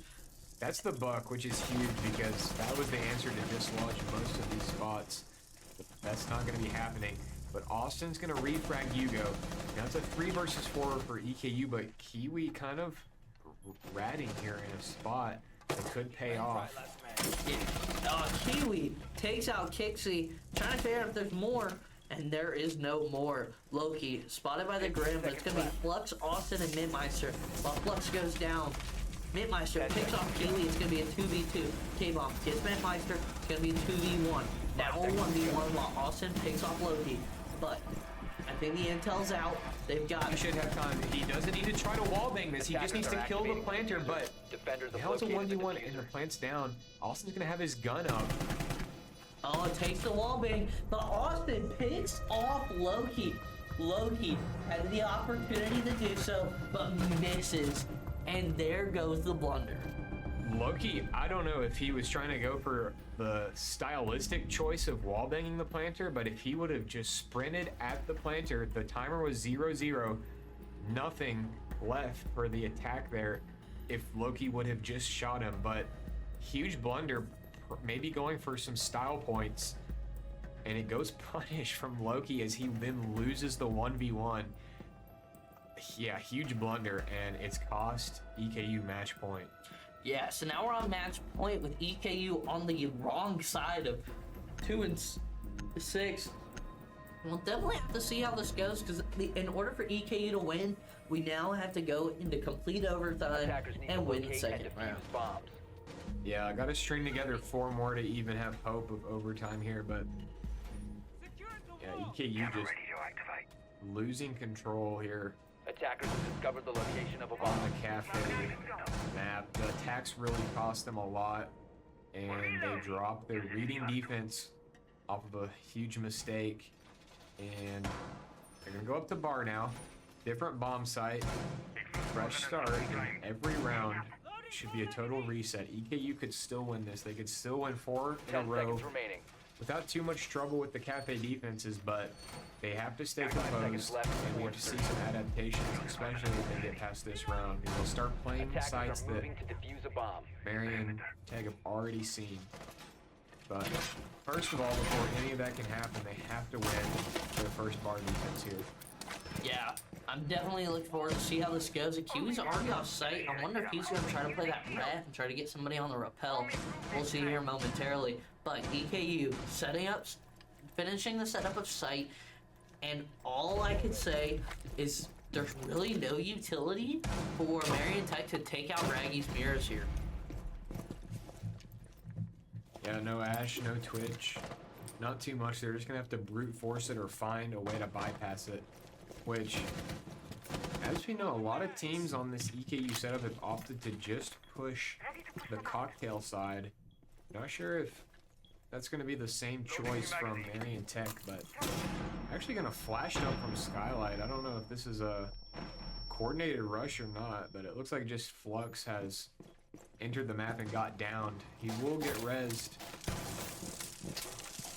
Yeah, from the looks of things, they just tried to pull off something that completely didn't work. And we are looking at them, and we completely will.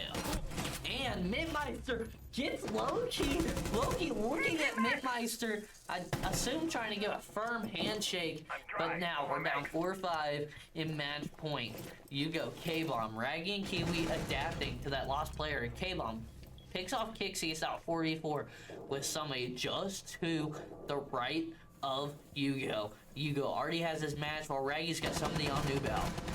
Yugo picks off Flux, and it's now going to be a 3v4. Yeah, the rest of EKU picking up where a gap was given, and a couple of huge picks coming out to give EKU the man advantage. Still a minute left in the round for Marion Tech to work with, but all three are posted up over here. Actually, I think it's 2 cigar side, and I think Capital, yeah, I'm just mad as repelled in, and it doesn't look like EKU knew. Be another big mistake this round.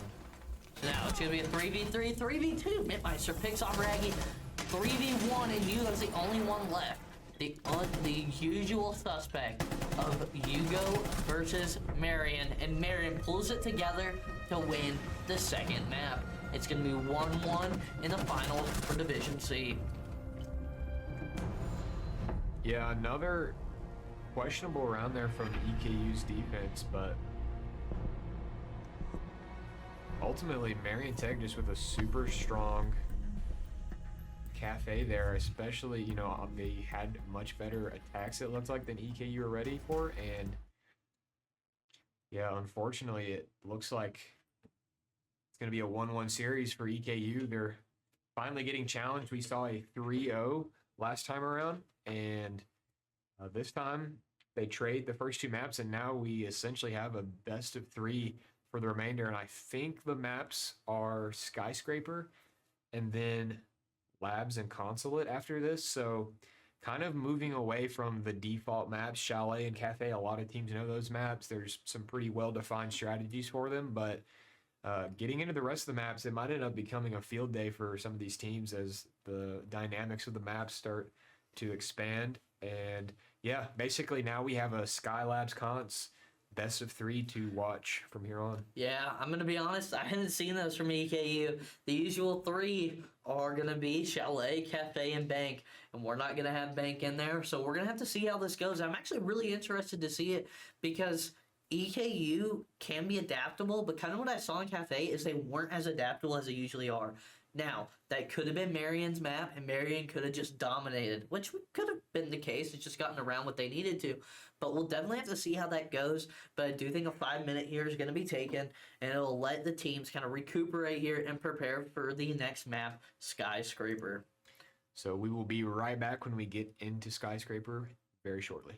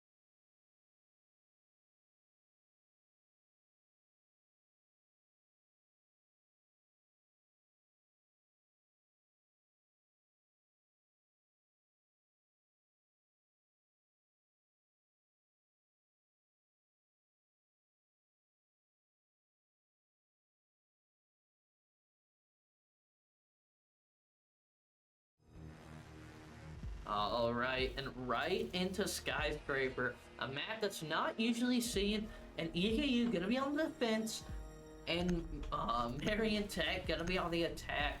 So we'll see how these bans go, and EKU bans Ace. I think it's a usual ban on Skyscraper. I don't really know how the ECAC team handles Skyscraper.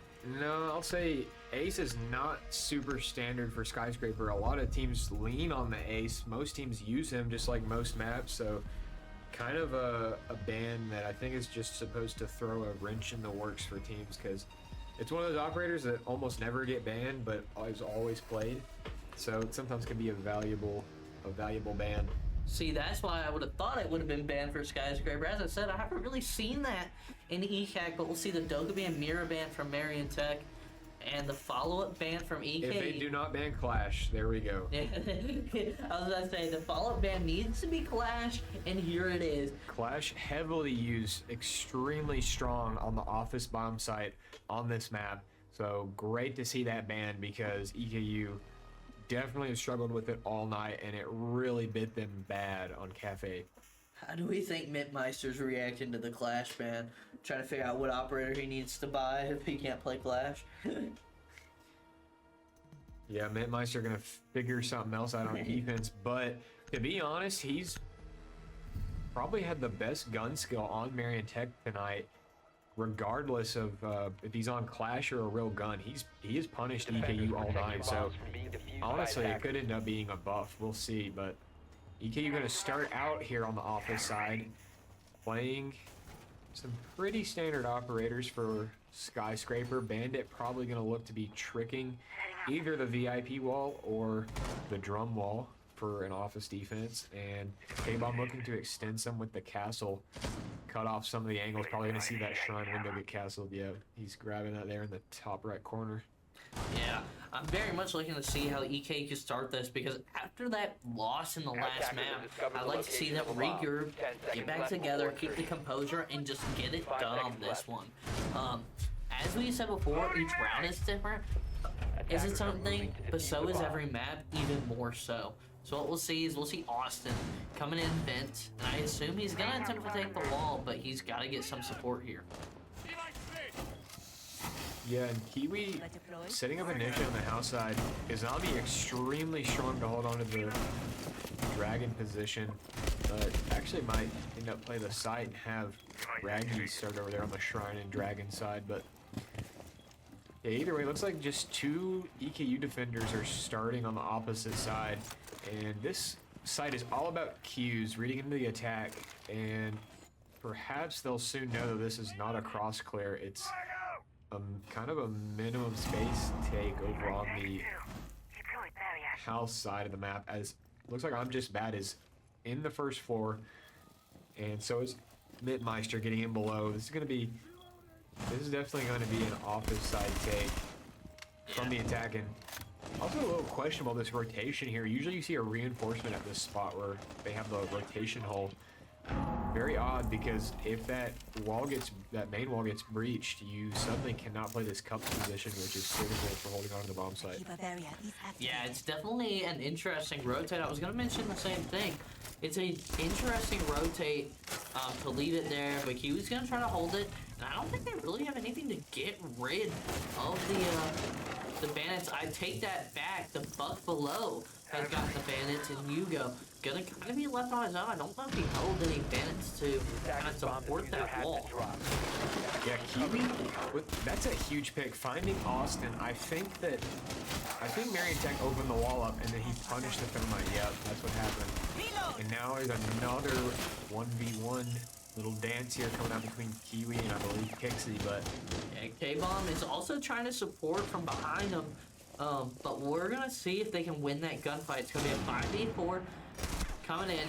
Kiwi taking a front of damage there, and the rest of Marion Tech on the run. K-Bomb should have a free kill here if he just runs out this garden door, but he opts not to. And Mintmeister takes out Raggy. It's really gonna be a 3v3. Mintmeister takes out K-Bomb. Kixie takes out you guys. Gonna be Loki on his own versus Kixie, Flux, and Mint. And the melees are coming out. Shotgun gets one. tries to take on Flux. Defuse is down, but flashed. Or concussed, actually. Had the 1v1 there, but kind of misplayed. Probably could have got him early if he stuck to the shotgun, but yeah, allowed Makenzee to reset there and almost brought it back, but yeah, ultimately defense folded, and really that was all because they missed a critical reinforcement. They're having a rotation over the reinforcement. You lose all control that you have over the site as soon as they open that wall. And even the control they did have, they could have run out Garden to punish the players on the breach, but they didn't. They just kind of peeled back, sat still, let the attack in the site, and got ripped apart. So yeah, big misplays there from EKU on the defense, which Skyscraper defense, you can't afford for those misplays. It's so defender-sided, you should be picking up most of these defensive rounds.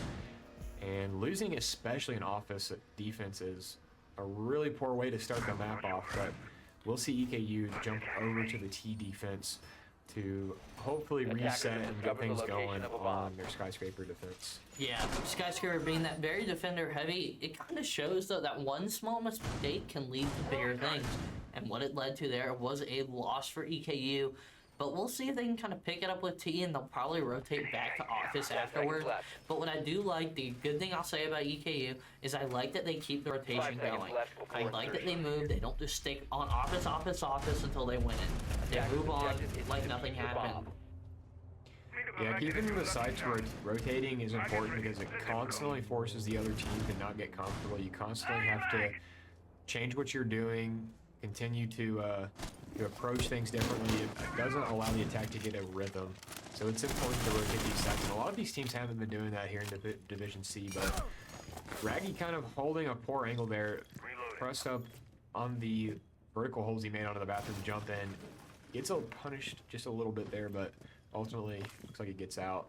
Yeah, Austin's going to be on the OSA to try to take that window early, and he's going to do so successfully as of right now, with Loki being left on his own. Going to try to throw the C4 out there. Ooh, looks death in the eyes. Raggy takes out Mintmeister, though, and also takes out I'm Just Bad. There go to Raggy. Takes out too early, and it's going to be a 3v5 early. Yeah, the gambit on the black side not working out for Marion Tech as Raggy single-handedly rips apart that approach, and looks like there's gonna be another swing, but Raggy not finding that one. But already great value from Raggy shutting down the attack. And cover me! Marion Tech are left spread apart here. Yeah, the big thing here that I'd like to note in that regard is this is, you know, defense. They can play the time. They have the upper hand right now. So don't put your body in the way. Raggy puts his body in the way and takes it down. But we're still up 4-3. Raggy's going to watch and try to help out as much as he can. Makenzee trying to still get through. Can't get past Loki and Kiwi's. Trying to take on Flux right now. Going to rotate out, let Hugo take that fight. Loki kind of sandwiched here. Marion Tech knew it. I don't think they do, and there's just under a minute left. But Zofia is in, and Kiwi's gonna try to rotate all the way around. Loki goes down to the Zofia. Kixie takes down K-Ball. It's a 2v3, 1v3, and Hugo's the only one left. Yeah, Hugo now in a position he's got to do what he's done all night. Keep trying to bring it back for EKU. The bomb's going down though. Hugo has a good idea where everybody's at this point, but now the attack's gonna shift, take post-plant positions, and Hugo's now looking down the sights as he's got a long shot of winning this 1 versus 3. Yeah, the hard thing I know about Skyscraper is once attack can get done. While it might be defender-sided, the attack's on the defense right now.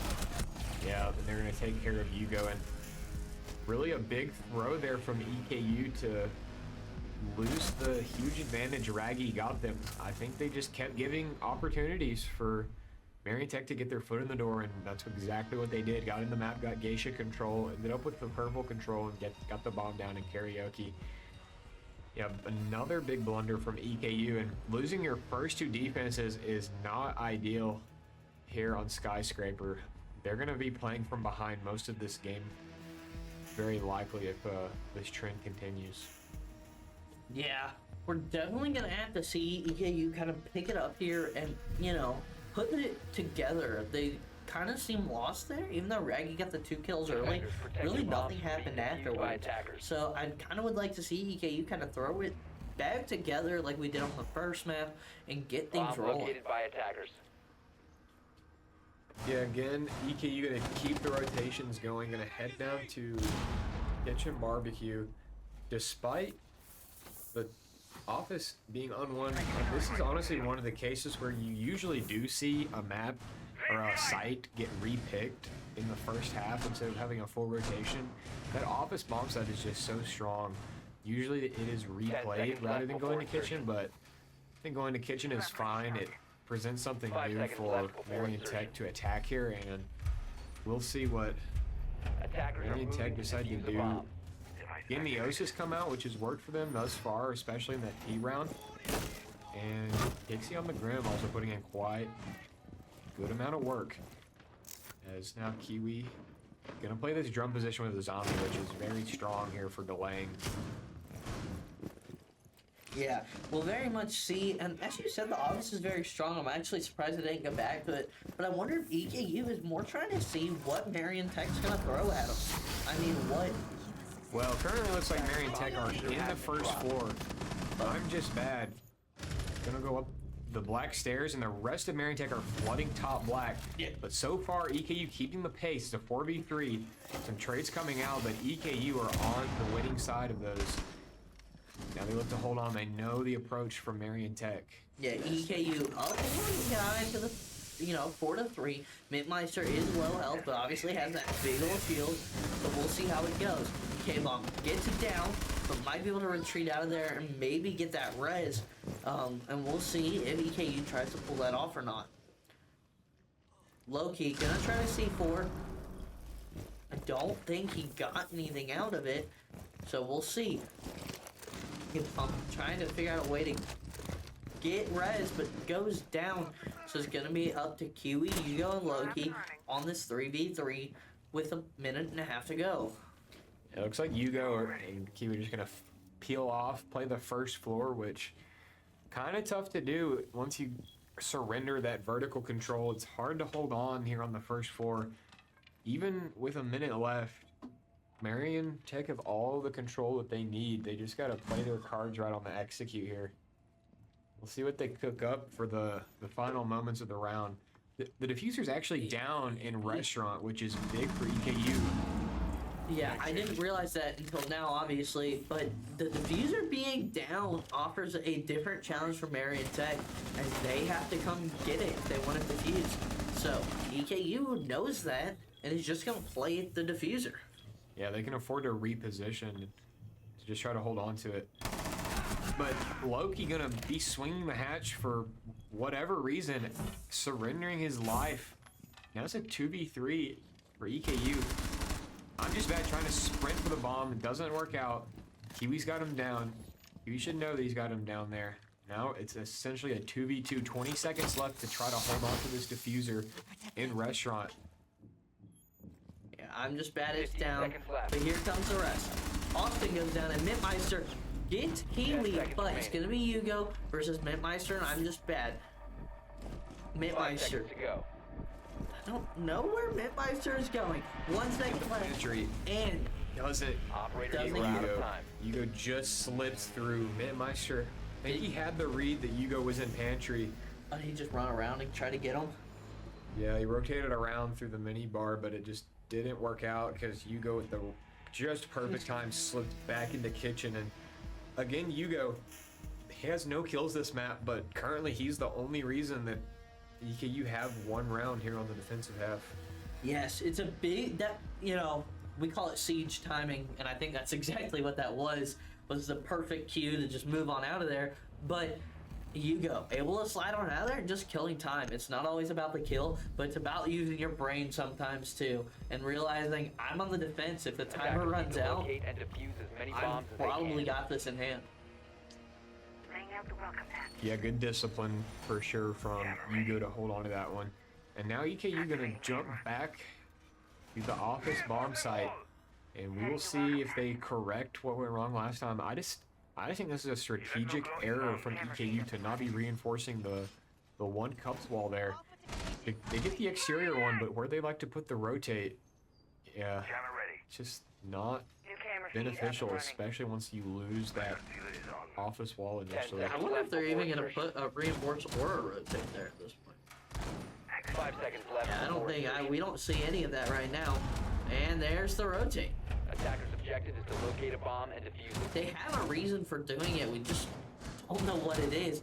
And I assume we'll see the exact same attack from Marion here with everybody on the same floor but K-Bomb. K-Bomb trying to get some early picks. Kind of acting as that thorn. Already sees half the team. Yeah, EKU know that this is what... Mintmeister loses so much health to the K-Bomb C4, and we're just gonna have to see exactly how they play this. Mintmeister obviously had a shield though, so. Yeah, this is what Marion Tech wanted to do last round. Get in below here early, clear the utility off the wall from below. So good stuff on K-Bomb to challenge it. And Q with a big pick early onto the Samurai window, I believe it was. Yeah, it takes out that Grim. That's a bunch of observation util. You know, you can't see exactly where they are now without that Grim. And so now they're going to be left trying to figure out what they're going to do. Mintmeister's going to be low, and everybody else is going to be there to support. Mintmeister is in, though. So is Flux. Yeah, again, another strategic error here is EKU not reinforcing that dragon to garden wall. It forces Raggy to have to leave very early, but strategic errors aside, EKU are winning their gunfights this time around. And actually, if Akiba saved Buck's life, he would have had that pick. Oh, they got the wall though still. Even though Kiwi, I do like that Kiba placement to be 100% with you, but it didn't work out. And so, as he said, it saved Buck's life. So it's gonna be a 5v3. Kiwi and Raggy are tagged up, but obviously there's still guns in the fight. Yeah, K-Bomb below, huge pick on the I'm just bad. That play was just bad as K-Bomb punishes him for sprinting around the first floor. Flux, though, looks like he's coming across Shrine side, finds Raggy. 4v2, though, for EKU to hold on to the round. Looks like one player, Austin, is posted up outside the main breach. No, he's on the Samurai window. And then Zophia's in Dragon. K-Bomb wrapping around, probably going to try to pick the Zophia here. There's K-Bomb getting the pick, most of the pick. There is the pick. K-Bomb trying to finish it off, being that thorn in the side as we talked about on that first map, trying to rotate around, be a problem, and Kiwi just trying to hold with Hugo and hold that site. And here they go. Hugo gets the final kill on Austin. EKU able to put together for a 2-2 for the third map, Sky. Yeah, big round from EKU to equalize the game and hopefully now just keep pushing forward on the defensive side. A 4-2 defense. If you can get out of there with a 4-2, you can't be too upset. But EKU got to keep putting them together. Got to win the T round now, which they lost last time. Raggy with a great opening on the last round, if you recall, on the top black push. But ultimately the rest of the team just folding, giving themselves up one by one. Honestly, they just fixed that one micro mistake. They're going to look good here and force to locate and defuse as many bombs Marion as they Tech can. on the attack to do something a little different.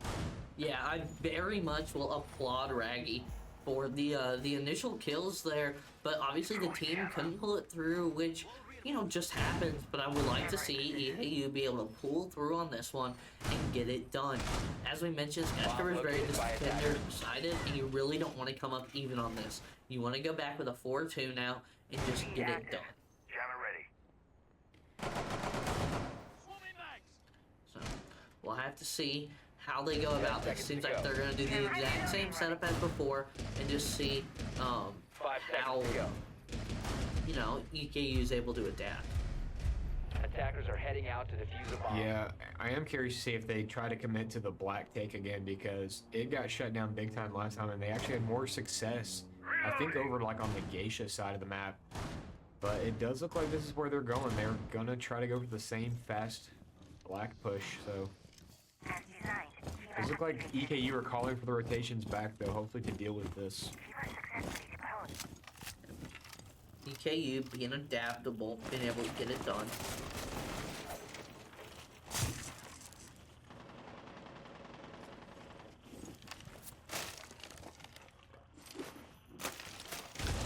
C4, that's not going to do anything. And they've got people on the geisha balcony. Raggy already taking some hits on the black stairs. And it's going to be Raggy taking on 3 members of Marion Tech. Big stuff here from K-Bomb being below. Avatar's actually down here, and so is the Blackbeard. K-Bomb gonna look to stall some more, but oh, he might be in a bad spot here. He could die rather quickly if he doesn't rotate out or get a pig. Yeah. And there goes K-Bomb down, and they've got those 2 guys that Raggy might now have to deal with if they go up black. Geisha being protected by Yugo as well as Loki with the shotgun. And Raggy goes down to Austin, and we're gonna be left with 3. Yugo's gonna rotate off, but Kiwi's gonna rotate completely off site, out the window, get Claymored. Kiwi looks for the Claymore, but doesn't shoot it, and unfortunately Yugo whipping the Nitro Cell. Everything going south for EKU here, and now Yugo again in a 1 versus 4 to have any chance of winning this round and salvaging the half. Attackers are activating. I will never say Yugo's out of it, but right now Yugo's not in a great position. As I said on the first time they played T, the attack is not going to be on the defense, and Kixie is going to take out Yugo to end the round. And now the best EKU can do is 3-3 their half of Skyscraper. Yeah, they did win the last kitchen defense, so likely going to rotate back to kitchen again here, and yeah, they will. So even a 3-3 defensive split for Skyscraper is not ideal on a map that's as defender-sided as it is, but again, every round counts, so EKU gonna look to try to pick up at least the 3rd defense for any hope of bringing it back on their attack. Statistically speaking, it's gonna be hard, but again, I do wonder if this is EKU's map pick, or I know they like Skyscraper as well, but with EKU starting defense, I wonder if this was actually Marion Tech's map pick. Yeah, I'm not really gonna lie, but I think both teams are very similar in their preferred maps. As we kind of saw by the first round, as those are both what I would consider EKU maps from what I've seen. But we'll see how Skyscraper can go on this kitchen defense once again. I hope K-Bomb can be that thorn in the side, and this is gonna start in Geisha, hopefully not get spotted. And we'll just kind of have to see how this round goes. I would like to see EKU 3-3, but we'll definitely just, see obviously how it goes. 2-4 would put EKU in the 4th position. 5 seconds to go. Device placed. This will protect us. Attackers are heading out to defuse a bomb. Yeah, again, they found lots of success here on their previous kitchen defense, but it was because Marion Tech's choice of attack was just to flood the first floor fast, and EKU should be especially ready for it this time, because it looks like they want to do the exact same thing. Posted up there outside of the first floor bathroom. And the Claymores go down. Kiwi, don't jump out the window again. Second floor, EKU's already on it. But first floor is also going to get flooded, Loki being the only one down there. Loki going down, there's nobody on the first floor. Second floor getting picked off too. Kixie goes out at the 3v5. And we're less than a minute in. Yeah, 4 of the players on Marion Tech just entered the first floor fast. EKU should have anticipated this. This is what happened last round, but it seems like they did not. And it's a 3 versus 5. Dire circumstance, but Yugo finds 1, finds 2. Gonna help to bring it back. 2 versus 3 now, a little more manageable. Attackers Off have of recovered their Yugo's huge diffuser. play there. K-bomb above the kitchen, and Raggy top black, but the bomb's going down. I don't think that EKU have the vertical holes needed from their setup to deny this plant. They do not. The barbecue bomb goes down. And they're going to rotate out. It's just going to be K-Bomb and Raggy in order to try to make something happen here. Defuse is down, and it's down in restaurant here. And Raggy goes down. Just Bad picks it off. It's gonna be just K-Bomb here in a 1v3 scenario. And I'm Just Bad picks off K-Bomb for EKU to go 2-6 in the first half of Sky. 2-4. Or 2-4, sorry. In the first. I mean, still 2 out of 6 rounds is not ideal for the defense on Skyscraper. They have a massive uphill battle to climb if they want to get back in this game. Yeah, down this bad on attack or on defense is a bad sign. And as you transition to attack, which is the much more difficult side, we'll see what they can do. These fast pushes from Marion Tech were so valuable for them. We'll see how EKU approach the attacks, because if they bring the same energy, they could do all right, but yeah, it's very much, I'm very interested to see this. We're also going to see a Mitmeister without his Clash. So that'll be a adaptation. It's going to be a Fenrir adaptation, at least for the first round here in Office. But EKU, in order to win this, needs to go fast. If EKU wants a chance, they gotta be able to move quickly like Marion. And we're not in Office, we're in T. My bad. So we're gonna be in Karaoke and T. And EKU just has to be able to keep it moving. And he's stalling, and it can go the wrong way very, very quickly. Camera ready to activate. yeah, ideally you'd like to see EKU bounce back, but it'll be difficult. You don't necessarily have to have fast play on Skyscraper to have success on attack, but that's what worked for Marion Tech, and maybe that's what's going to work for EKU if they pull it off as well. But seeing this lineup, Thatcher, Thurn, Twitch, probably just going to do a standard clear here. Yeah, everybody's spawning on the opposite side. They're probably going to just attempt Office over. Yeah, and that could work out. The honest truth is just they need to keep the team moving. When I say that, is just keep everybody at it. Don't get detached from the goal. Don't end up getting yourself picked off. And we'll just see how Marion Tech reacts to this, as we're going to get a bunch of drone in, but also some moving in. As K-Bomb's already moving in, trying to, figure out on his own what's going on. Yeah, some fast play from EKU clearing across, and now he's going to look to nade this drum castle. And if they had the info, he might be able to stop this drum player fast, but maybe they don't have the info. I think the drum player is close left of this door. He's going to swing out. Unpunished. Loses a lot of HP, but he's still alive, tucked. Close left of drum, and the nade though from K-Bomb, huge to pick up the kill onto Kixie. Kixie goes down, but there's a guy in Geisha, which is going to be Flux, who is currently playing that exact angle that could get a couple of them down. K-Bomb's down some health, and so is Yugo. But, as I said prior, they're still alive. They've got a gun in their hands. So, can they adapt and make it work? You're going to have Keely and Loki on the other side trying to make some plays. Drone spinning up. Right into T, and they're going to be figuring out what's going on. Twitch going to try to make some moves.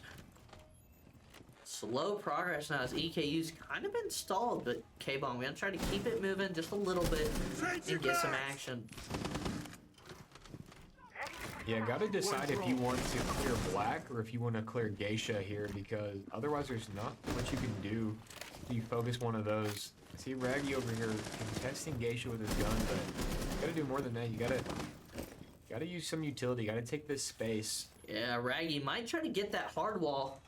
Seems like he's going to try to open up the big wall into T and just try to just add another presence there. That can make it very hard. And Flux gets K-Bomb, and there goes down your Blackbeard. Flux also gets Yugo. That's like 3v4 happening right, with 30 seconds left. And here we go, 3v4. They've picked the diffuser back up. Raggy, Loki, Kiwi. Raggy gets Flux. It's going to be a 3v3. Looks at some guy's legs, doesn't, react. And down the stairs they go. Oh, he sees ahead. Yeah, Raggy's got the smoke grenades here. They can go for an execute, go for a plant. Not gonna use the smokes, but it might not matter. Bomb's going down in gold now. 2 versus 2 to cover the bomb. Kiwi's gonna find the Malusi, but Mitmeister finds Loki. Now it's a 2 versus 1 post plant for EKU. Mitmeister tucks top black. Kiwi is left, who is the Nomad, and I don't know how many Nomad charges are left. None. So, there's going to be Raggy and Kiwi left to try to defend this bomb with Midmeister on his own. See how EKU goes about this. They have spotted him and tapped him once. Definitely gonna try to just stay alive and keep the plant down.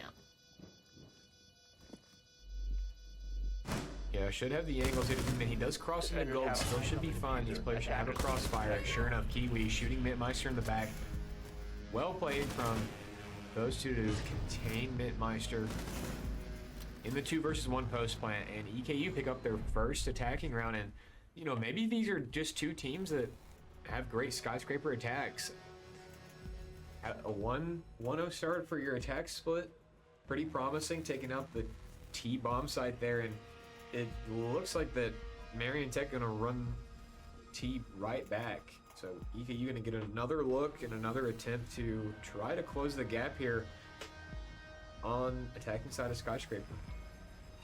Yeah, I very much like that round, and if EKU can keep that up, I think the deficit might not be the worst.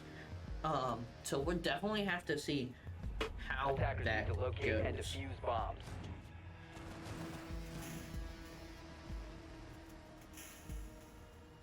That's not mine going out. Yeah, it looks like a pretty similar setup coming out from Marion Tech. I think most of these operators, not all, were here the last round. I think a dock Bomb for a located gate by was attackers. the main difference. So it'll be interesting to see how they deploy that dock. Where does the dock play It's here? there's a dog and now there's a Malusi. So I think they had the Malusi last round, but I think they had a mute over the 10 dock. seconds to insertion. Throwing an F.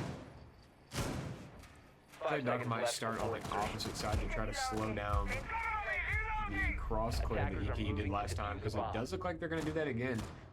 So again, on Marion Tech's attack, they had some strong black pushes that they went fast on that kind of worked out for them, but EKU opting more so for the slow cross clear. Worked last time, but now there's some defenders positioned Attackers over bomb here. diffuser has been Trade dropped. goes out early. Attackers It's have the recovered their thermite diffuser. for the castle. That's a trade that definitely favors the defense. No thermite to breach any walls. The castle already deployed all of the utilities. Favorable trade if you are the defensive. yeah, it's a favorable trade, but in the end, it's still a trade on the attack. You just got to keep it up. You're 44, change your plan, keep it moving. So we'll see if they can get in. K-Bomb already gonna try to get in. Loki is in as well. Gonna just try to keep it moving. Okay, the entire EKU team is in. We'll see what pressure they can get onto Marion here.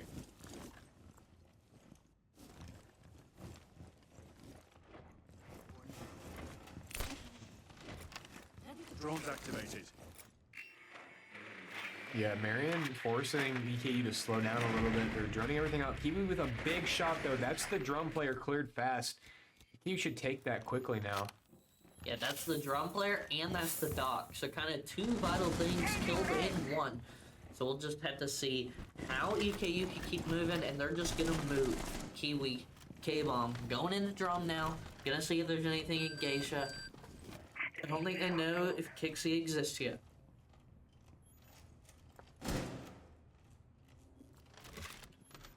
Yeah, they'll probably anticipate a Geisha player.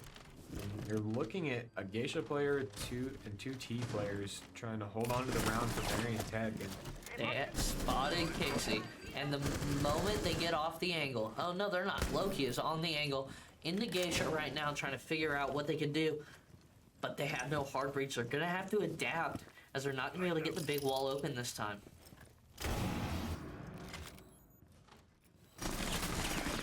yeah, Kiwi actually gonna hop up here. Might try to brute force this Malusi. Loses some HP trying to knock that wall out. And meanwhile, Yugo goes down to Kixie. So does K-Bomb. Kixie trade. picks up 2. Another trade, but Kiwi takes off Kixie. It's gonna be a 2v1. Kiwi, Loki, up against Mitmeister, gonna try to figure out where he is and what they can do about him. Kiwi both Malusi and Fenrir right now. 15 seconds left. They've only got 14 seconds and need to make a move. Kiwi trying to make a move into karaoke. Fenrir making the same move. Much to resist, but the air jump going out. He's gonna blast him, and there's Loki to finish it. Little close, but The air jab actually comes in clutch. Mint swings, gets the pick, but Loki finishes it off. And that's 2 in a row on EKU skyscraper attacks, and we might have counted them out too early. Going over to the attack half as they start strong, and all of a sudden the game's tied up 4-4. Again, either team needs 3 rounds to win this map, but gonna continue, I'll still say, to be difficult to do on skyscraper, but EKU showing that they can hang on their attacks, as now Marion Tech gonna transition over to the office bomb site. Yeah, we'll definitely see how this goes. I think we're gonna see a K-Tub trick here on the big wall in the office, but we'll see what EKU does about it and how they go to adapt. As you said, it's gonna be hard, but EKU kind of shown they can kind of bring it back here, and if they can continue on this same flow, well, maybe we might have been proven wrong a time or two. But we'll have to see. EKU's gonna figure out how they're gonna go about it, as they've just found the bomb site. It's just gonna adjust. Loki gonna be on that Sins, Raggy on the Thermite, K-Bomb, Yugo, Kiwi, all of them gonna try to play together. K-Bomb switches off of the Ash here, or off of the Grim to the Ash, and probably gonna try to play below, truthfully, to try to get that wall 5 open. seconds left before insertion. K-Bomb's gonna go to the Flores now. Yeah, I just looked to clear some utility, but what this screams to me, yeah, is just like a south take here, or whatever side of the map that is here on the onto office, pretty direct. So we'll see. This is kind of a similar approach to how Marion Tech wanted to attack office. So we'll see who's got a better hold. I also noticed Marion Tech are also putting a rotating at the same spot that I don't necessarily agree with, but It's an ECAC Division C thing, okay? It's in their rules actually to put a rotate hole there. these are the grand finalists, so who am I to question? Yeah, yeah, they are in the grand finals for a reason, and Thermite might have zoned out because he's being knifed. And here goes Raggy with the attempt to get the the Thermite in, and the double, holy crap. The amount of Marion Tech on that wall. I think the wall just got open. They're gonna throw more Flores drones into it, try to get it done. The wall's actually not open, I don't think. No, did it get Flores? Got iced out, but Oh, there he goes. It has now been open. The Flores was even killed. Not the Flores, the tub thing. And Loki almost takes a bullet to the head, just got a haircut. And here we go. EKU has the wall open. Raggy takes out Kixie. That's the tub right there. That's a good kill. I wonder if they just saw that as zombie or not. I don't think so. K-Bomb though, gonna try to get the last Flores in there. Probably try to take out the rest of the zombies. Oh. Those Kibas are a big problem for EKU right now. But Kiwi's trying to get some angles in there. Ooh, takes some shots though, but gets the air jab in the end. Attackers have recovered their diffuser. K-Bomb goes down. Kiwi goes down. It's gonna be a 3v4 unless they can get the revive off, which they will. On your feet. It'll be a 4v4. yeah, EKU struggling. They got this wall open, but they're just getting ripped apart on these angles. Loki, K-Bomb goes down. Yugo goes down. It's gonna be Raggy left on his own versus 4 Marion Tech. Marion Tech trying to just run out on him. I mean, he's in a position where you can. And now, Raggy gonna try to just repel and get the defuse and probably just try to make something work. Attackers recovered the But diffuser. you never know. Raggy can get something together.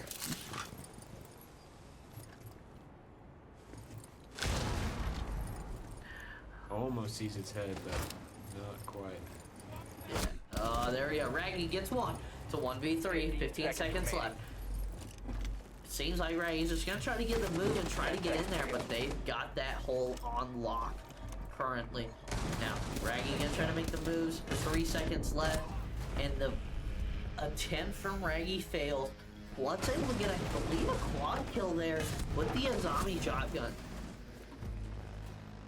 Yeah, big plays from Marion Tech to just kind of anchor their spots, and they won their gunfights off of their spots. And Flux going huge on this map. Mintmeister kind of being the headline for this team most of this game, but Flux definitely showing out here on Skyscraper, and Marion Tech will reclaim the lead, going up 5-4. Gonna head to the kitchen bomb site. You're gonna have to show something new on attacking this, and still gonna have to look to get at least 2 more rounds. 2 more means overtime, 3 more is a win. But there's only 3 rounds left here on their attacking half. Yeah, EKU definitely needs to put something together here. Attackers Obviously, need to as you locate said, and defuse we're going to be as on many bombs kitchen. as they can. It's going to be something new. And we'll see, can EKU pull it together here to get it done? Now, I don't know EKU, but if you're EKU right now, what are you saying if you're in charge of the team right now? Just keep moving. Just keep doing what we do, because what they like to do on their, especially on their first couple attacks, was working out very well. They tied the game up on their T attacks, but the ops seconds to attack go. didn't look very strong. But also, don't be afraid to play fast here, seconds to go. because EKU got punished on their defensive half from the fast Attackers are plays moving to from defuse a bomb. Marion Tech, and EKU have just been playing so slow all game on any maps attacks. And sometimes it works out, but sometimes they've been losing out on time and getting punished for just playing passive. This is an aggressive team, so if you're gonna play passive, you just gotta bait. Make them make a mistake and get punished with a baiting pick, but yeah, otherwise, you just need to do what they do. Probably gonna look to get Geisha here, it looks like. Get the vertical control on this side, and probably another slow round coming out from EKU. Yeah, but it might be a slow vert round, and that might make the difference. So we'll definitely have to see. As we're gonna have the thermite hard breach go out. Cade's gonna be playing underneath. The hard breach, I don't know if it went through or not. The Kiwi, the Ram, is on the first floor right now. The hard breach did go off, but Raggy meeting some resistance.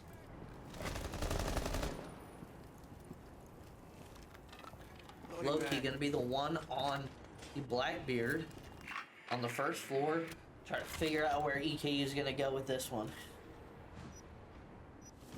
Yeah, it looks like they're gonna rotate and just go through pantry here, which this could work out. I'm not sure what cued them to go for this, but it might work, but they gotta go fast. They cannot be slow if they want to commit to this here. Loki will find Clixie. That's a start. Gotta keep pushing. If you're gonna funnel, you gotta just go fast. And there they go. They're Power it. I'm almost surprised they don't just make a hole somewhere. Oh, spoke too soon. And the kind of counter hole comes through, and Cade takes a lot more damage than Loki did. Loki, very low health, but the defuse starts going down. You go getting the defuse down, Loki just there to protect, Raggy Attackers watching on. activating The diffuser. diffuser does go down, Raggy gets Austin. It's a 5v3, and the 2 of them are upstairs. Flux, down, it's a 5v2. One's upstairs, I'm just bad. On the vigil, gets 1, gets 2. It's a 3v2. Defenders located the Now it's a diffuser. 2v2. Mitmeister gets K-Bomb there, and now we're in a 2v2 situation with time on their side. Kiwi able to pick one off with, I believe Loki got the other. Yeah, great calls there. Great rotation. Great push. Great round from EKU. That was a wonderful attack. They got the guy off the Geisha hatch, so nobody could kill them from vert, and then they just flooded through pantry because there was nobody there to punish them. Got the bomb down, played the post plant, traded their way down. I mean, great round from EKU. Probably the best round on Skyscraper we've seen from them so far, and it's coming at the right time. 5-5 now, it's all tied up. We're gonna have to see all 12 rounds of regulation to determine who walks away with Skyscraper or whether we go to overtime. Just 2 more rounds remain, and at this rate, EKU gonna get to attack T next.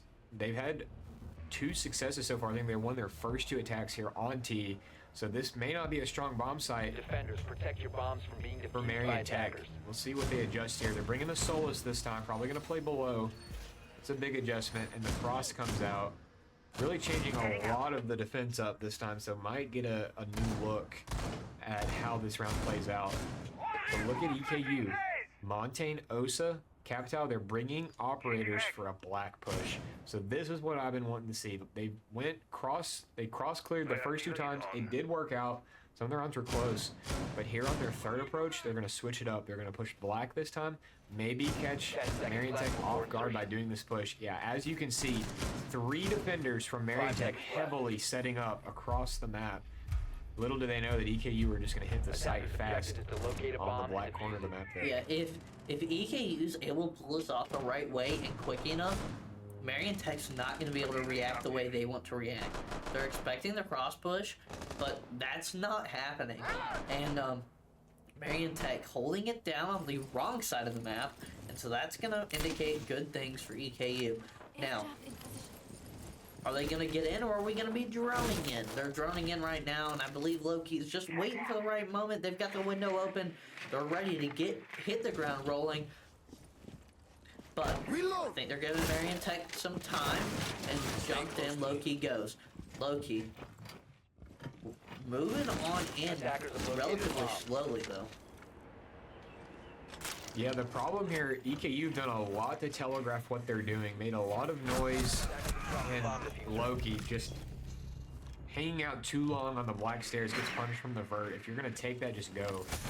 And just, I don't know, very poor shield play there gets punished. And Hugo goes down as well. And what was looking kind of promising for EKU on the strategy calls is now falling apart as they just went a little too slow, not fast enough, telegraphed everything. Raggy gets C4'd. Marion Tech with the huge adjustments in the mid-round. But Kiwi able to get Kixie. It's a 2v3, it's still manageable, but Kiwi and Kalon gotta get something going.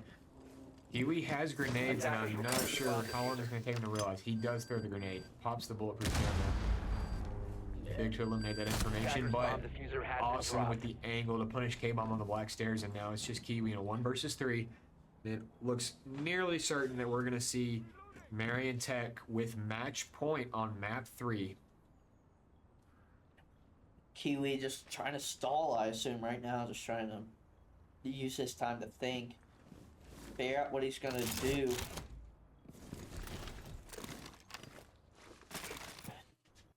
Yeah, just probably wasting some time, kind of a pseudo timeout here from EKU, not spotting the punch hole in that geisha wall. Yeah, that was a good punch hole there, but still, EKU, it is 5-6, but I wouldn't be surprised if we go 6-6 here. And if we go 6-6, we enter overtime. But EKU needs to lock in for this last round. EKU going to use their timeout for the round, or for the map, I should say, and try to figure out what they're going. And in this locker room, in this, virtual locker room right now, you're saying we've got to win it. Yeah, you can probably anticipate that the defensive side is going to be Office. That's what was played round 3 on the first half of this half in the first 3 rounds, and now it's going to be unlocked again after the 3-round rotation for Marion Tech. And so yeah, EKU are just cooking up what do we want to do for an Office attack. We gotta win it or we're gonna lose the map. We're gonna go down 1-2 in the final series. What adjustments do we make? Because they lost it the first time. They gotta improve something, fix something, adjust something here on the second approach for Office. Yeah, I definitely want to see a adaptation here, and that doesn't mean just the operators. That means how you're going to play it as well, because as we've seen both times, they've kind of played it the exact same way. It's ended with the exact same result. So we'll see what we can do about it and how we can make the changes that we need to make. Defenders, protect your bombs from being defused by attackers. To start, we're not gonna have a Cade tub, we're gonna have a Bandit Toblerone. Don't know that's gonna make it any different for EKU, but we'll definitely have to see how they go about this. And there's that forbidden rotating that you don't like. I mean, yeah, it just makes no sense. If you get first of all, I'm not gonna lie, you're not supposed to reinforce the office wall there. You're supposed to put like kind of like a shin strip in the whole thing. That way you can contest the balcony and then you reinforce the cups 5 wall. seconds to go. But regardless of if you do the holes in the office wall and don't reinforce it, you should have that reinforcement on the cups wall. Otherwise, you can't play cups after the little wall gets breached. But I don't know. I'm not trying to crash out over a cup reinforcement, but If that happens, it happens. No promises. Okay, so looks now like they'll send Hugo over here and Raggy. Maybe they try to open up the walls, but the rest of the team is going to push, do a cross clear over from starting on the T side. So I wonder if this is like a pseudo wall attack though. Make it seem as though we're attacking while the rest of the team gets to try to do the picking off. yeah, I mean that's almost definitely what's happening here, which is important. Raggy and Hugo should look to open that office wall, I suppose, but definitely look to open the house wall, because opening the house wall gonna help them to pinch out the VIP side from Dragon. And yeah, I like this a lot. With trying to go for this breach, they're pulling all the attention of the defense over to those walls. You can see everybody, office, lounge, exhibition, everybody is over on the trophy and the office side of the map. It's free reign over here for EKU to cross clear and to start putting pressure on the site from this backside. Yeah, EKU trying to make things happen. Kiwi picks up offense of 5v4. Raggy spilling ammo over somebody right now. Probably through the window into armor. No contact with RCE. Yeah, Hugo and Raggy still gonna stay posted up here. And yeah, Raggy trying to navigate the balcony without getting shot. Raggy doing what all... Well, he's tried. There's been a few times tonight he's crossed something and got picked. Yeah, well, doesn't need that to happen when we're in a 5-6 right now. So, Raggy gonna try to see if he can get on, and I think he could sneak in there, unless they have, procs on or something. Kixie gets tagged there. It is a 5v4. Raggy still on the outside, but coming in. Raggy moving into VIP clearance, gets tagged up, but moves right outside. Hugo goes down to Mintmeister. Kiwi gets tagged, but Kixie, Austin, and Mintmeister are all down. Low-key takes out Mintmeister. Gridlock. Kiwi goes down to I'm Just Bad. It's a 3v2. K-Bomb, Raggy, and Loki are the only 3 left for EKU to hold off match point. 3v1. K-Bomb gets off I'm Just Bad, and it's just going to be Flux on site. If they knew where he was, and Flux goes down, Raggy forces overtime. Yeah, a 4-2 split for both teams on the attacks. That's very impressive for Skyscraper. Either impressive attacks or disappointing defense. I don't know which one, but either way, we've got a heck of a game on our hands. We're going to overtime on Skyscraper after what seemed like a detrimental start for EKU. They've crawled their way back into this game, and suddenly the playing field is even, and EKU are going to start attack in overtime. This could be huge. Yeah, I'm very impressed with EKU right now. I like this attack. I'm not gonna lie, I want to see that exact same thing again. Now, it's not gonna work, probably, but I'd like to see something like it again, and we'll definitely see how it goes. Defenders, protect your bombs from being defused by attackers. In position. Yeah, gonna need to see something different here. They're gonna run, Mariontek gonna run office back, but they're gonna switch a lot of the operators up here, and now they're probably gonna be prepped for this cross pressure on the clear. And EKU gonna have to probably adjust something. Can do the exact same thing again because they're being adjusted to, but I don't know. Actually, seeing Kixie reinforce all 4 of those trophy walls 10 seconds. kind of free territory to just get the Attackers control have discovered opposite the over. location of a bomb. You 5 can't even seconds be to challenged from the side that way. That's kind of a lot of Attackers' questionable objective is to reinforcements. defuse a bomb. Closing her up. But we won't get too hung up on the reinforcements. We can keep going on that, but Activating jammer. Yeah. EKU does look like this time at least K-Bomb is going to start on this direct side with the attack, and still 4 of the defenders are still over here on the office side. The big difference is Flux has got his face in a restaurant window here on the first floor. Probably gonna be lurking around.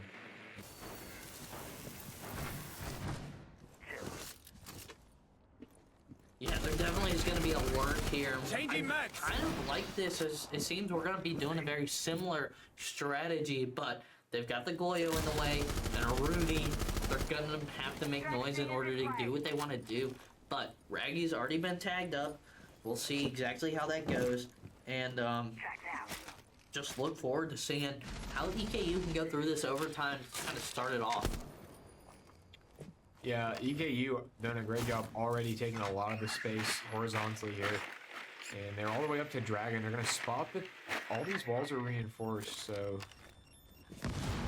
they're going to have to funnel the doorways, but also that's less angles for the defense to punish EKU. EKU pretty much just going to have to power these doorways and win the gunfights, which there's one, a huge pick from Kiwi on to Austin. That's the Cup player. That's one of those site anchors down. They have 4 of them, but that's one of them. Really the big question mark this round is Flux lurking around in the bar below. If he comes up at the right time, could disrupt this EKU attack, but so far EKU doing a great job of pressuring the site horizontally. And there's Flux coming out at just the right time, picks Kiwi again. That's the second round in a row that the Gridlock's been caught off guard. Meanwhile, Kixie takes out 2 more. It's going to be a double kill for Kixie. K-Bomb taking on some damage as well. It's going to be K-Bomb and Loki against those 4. Now it's going to be a 2v3. Loki takes down Kixie, and they're going to just take out the Aroni Gate and try to keep it moving. 2v3 is not unmanageable, but they've got to keep moving. In terms of, they've got to keep it going, and they can't be getting picked off like by Flux or anything. Now, will they keep it going? Maybe. Mintmeister on the first floor, Flux and I'm Just Bad are going to be those anchors. Mintmeister's on the first floor, and with Flux on the house stairs here, I think you know this. They can just power the one guy that's on site. Well, Loki went after him, but where's K-Bomb? Nowhere to be seen, and I'm Just Bad kills both the remaining attackers, and what a shame. EKU really had an opening there. They could have exploded if they powered I'm Just Bad, but they were just out of sequence, and it's a defensive round for Marion Tech for the first OT round, as now it's do or die for EKU. They have to win this round to stay in the map and force the final round. Otherwise, if they can't win 2 in a row, this is going to be a Marion Tech round and a map advantage for Marion Tech in the grand final.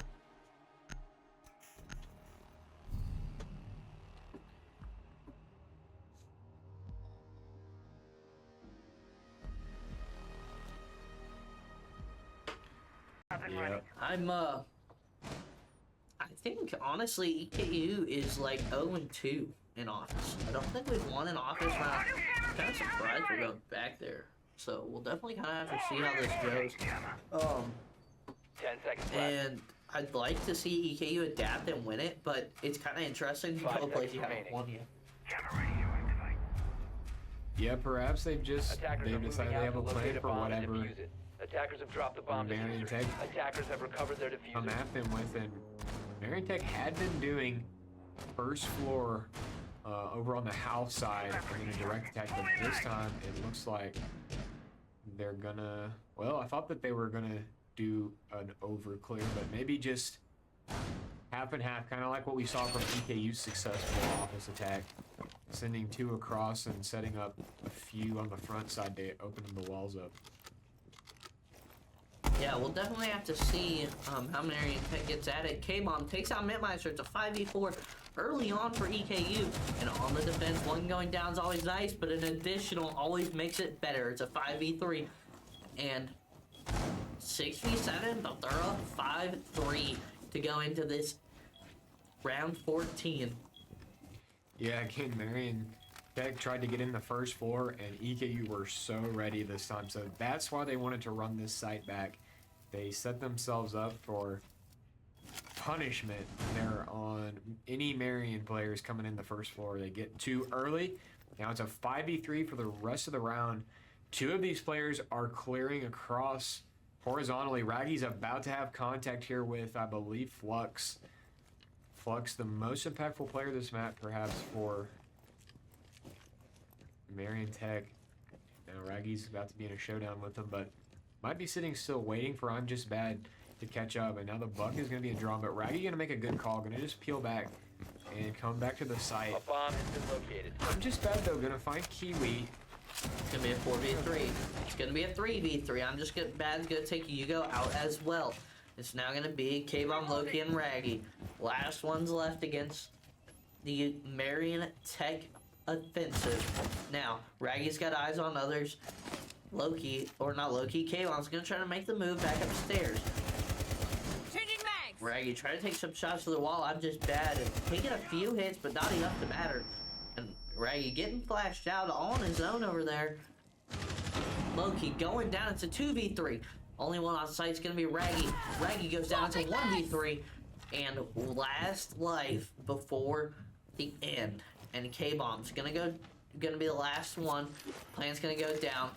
Nitro not in the right location. It's going to be a 1v3. They know he's downstairs. They're going to play it. Marion Tech. K-Bomb. K-Bomb got concussed, and Skyscraper goes in the hands of Marion Tech. Yeah, what a map. Strong attack halves from both sides, and ultimately it was Marion Tech with the slightly better attack as they secured their overtime attack.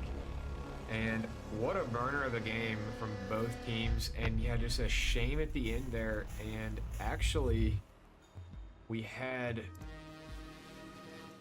K-Bomb, who had a great play set up with the Valkyrie, but it looked like that somebody pinged the wrong spot. They corrected the ping. The ping got corrected a second later, but somebody pinged the wrong thing, and it cost the round. Not that K-Bomb would have gone on necessarily to win the 1 versus 2, but unfortunately, that was yet another mistake that piled up on EKU's defenses that cost them Skyscraper. So now it's 1-2, and EKU backs against the wall, hopefully not going to be repeating what we saw last semester in a final championship loss, getting second place.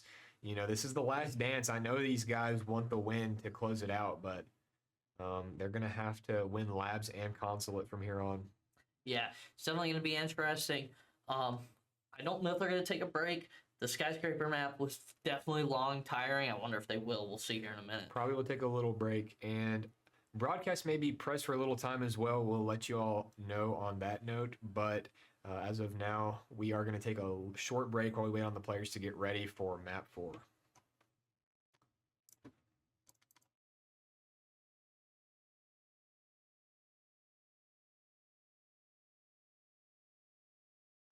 Alrighty. Due to some press times, the rec center that we're in closes at 11. We have made the decision that going into the next map, it's really not fair to leave halfway through. So we're going to end the broadcast here. We'll give EKU White Team our best wishes into the next 2 maps that would be required in order to win. Nobody wants to see them get second place. I wish we could see it. I know you probably do as well, but obviously it wouldn't be fair to leave mid-map either. Yeah, we'll try to let everybody know what happens, but yeah, as of now, it's a 1-2 deficit for EKU, but they're not out yet. But yeah, unfortunately, our coverage ends here as our facilities are closing down for the night. But appreciate everybody tuning in tonight and supporting our EKU White Team in their endeavor to win Division C of ECAC. So I've been Marshall. I'm Curtis, and it's been a good one. We'll catch you all on the next stream.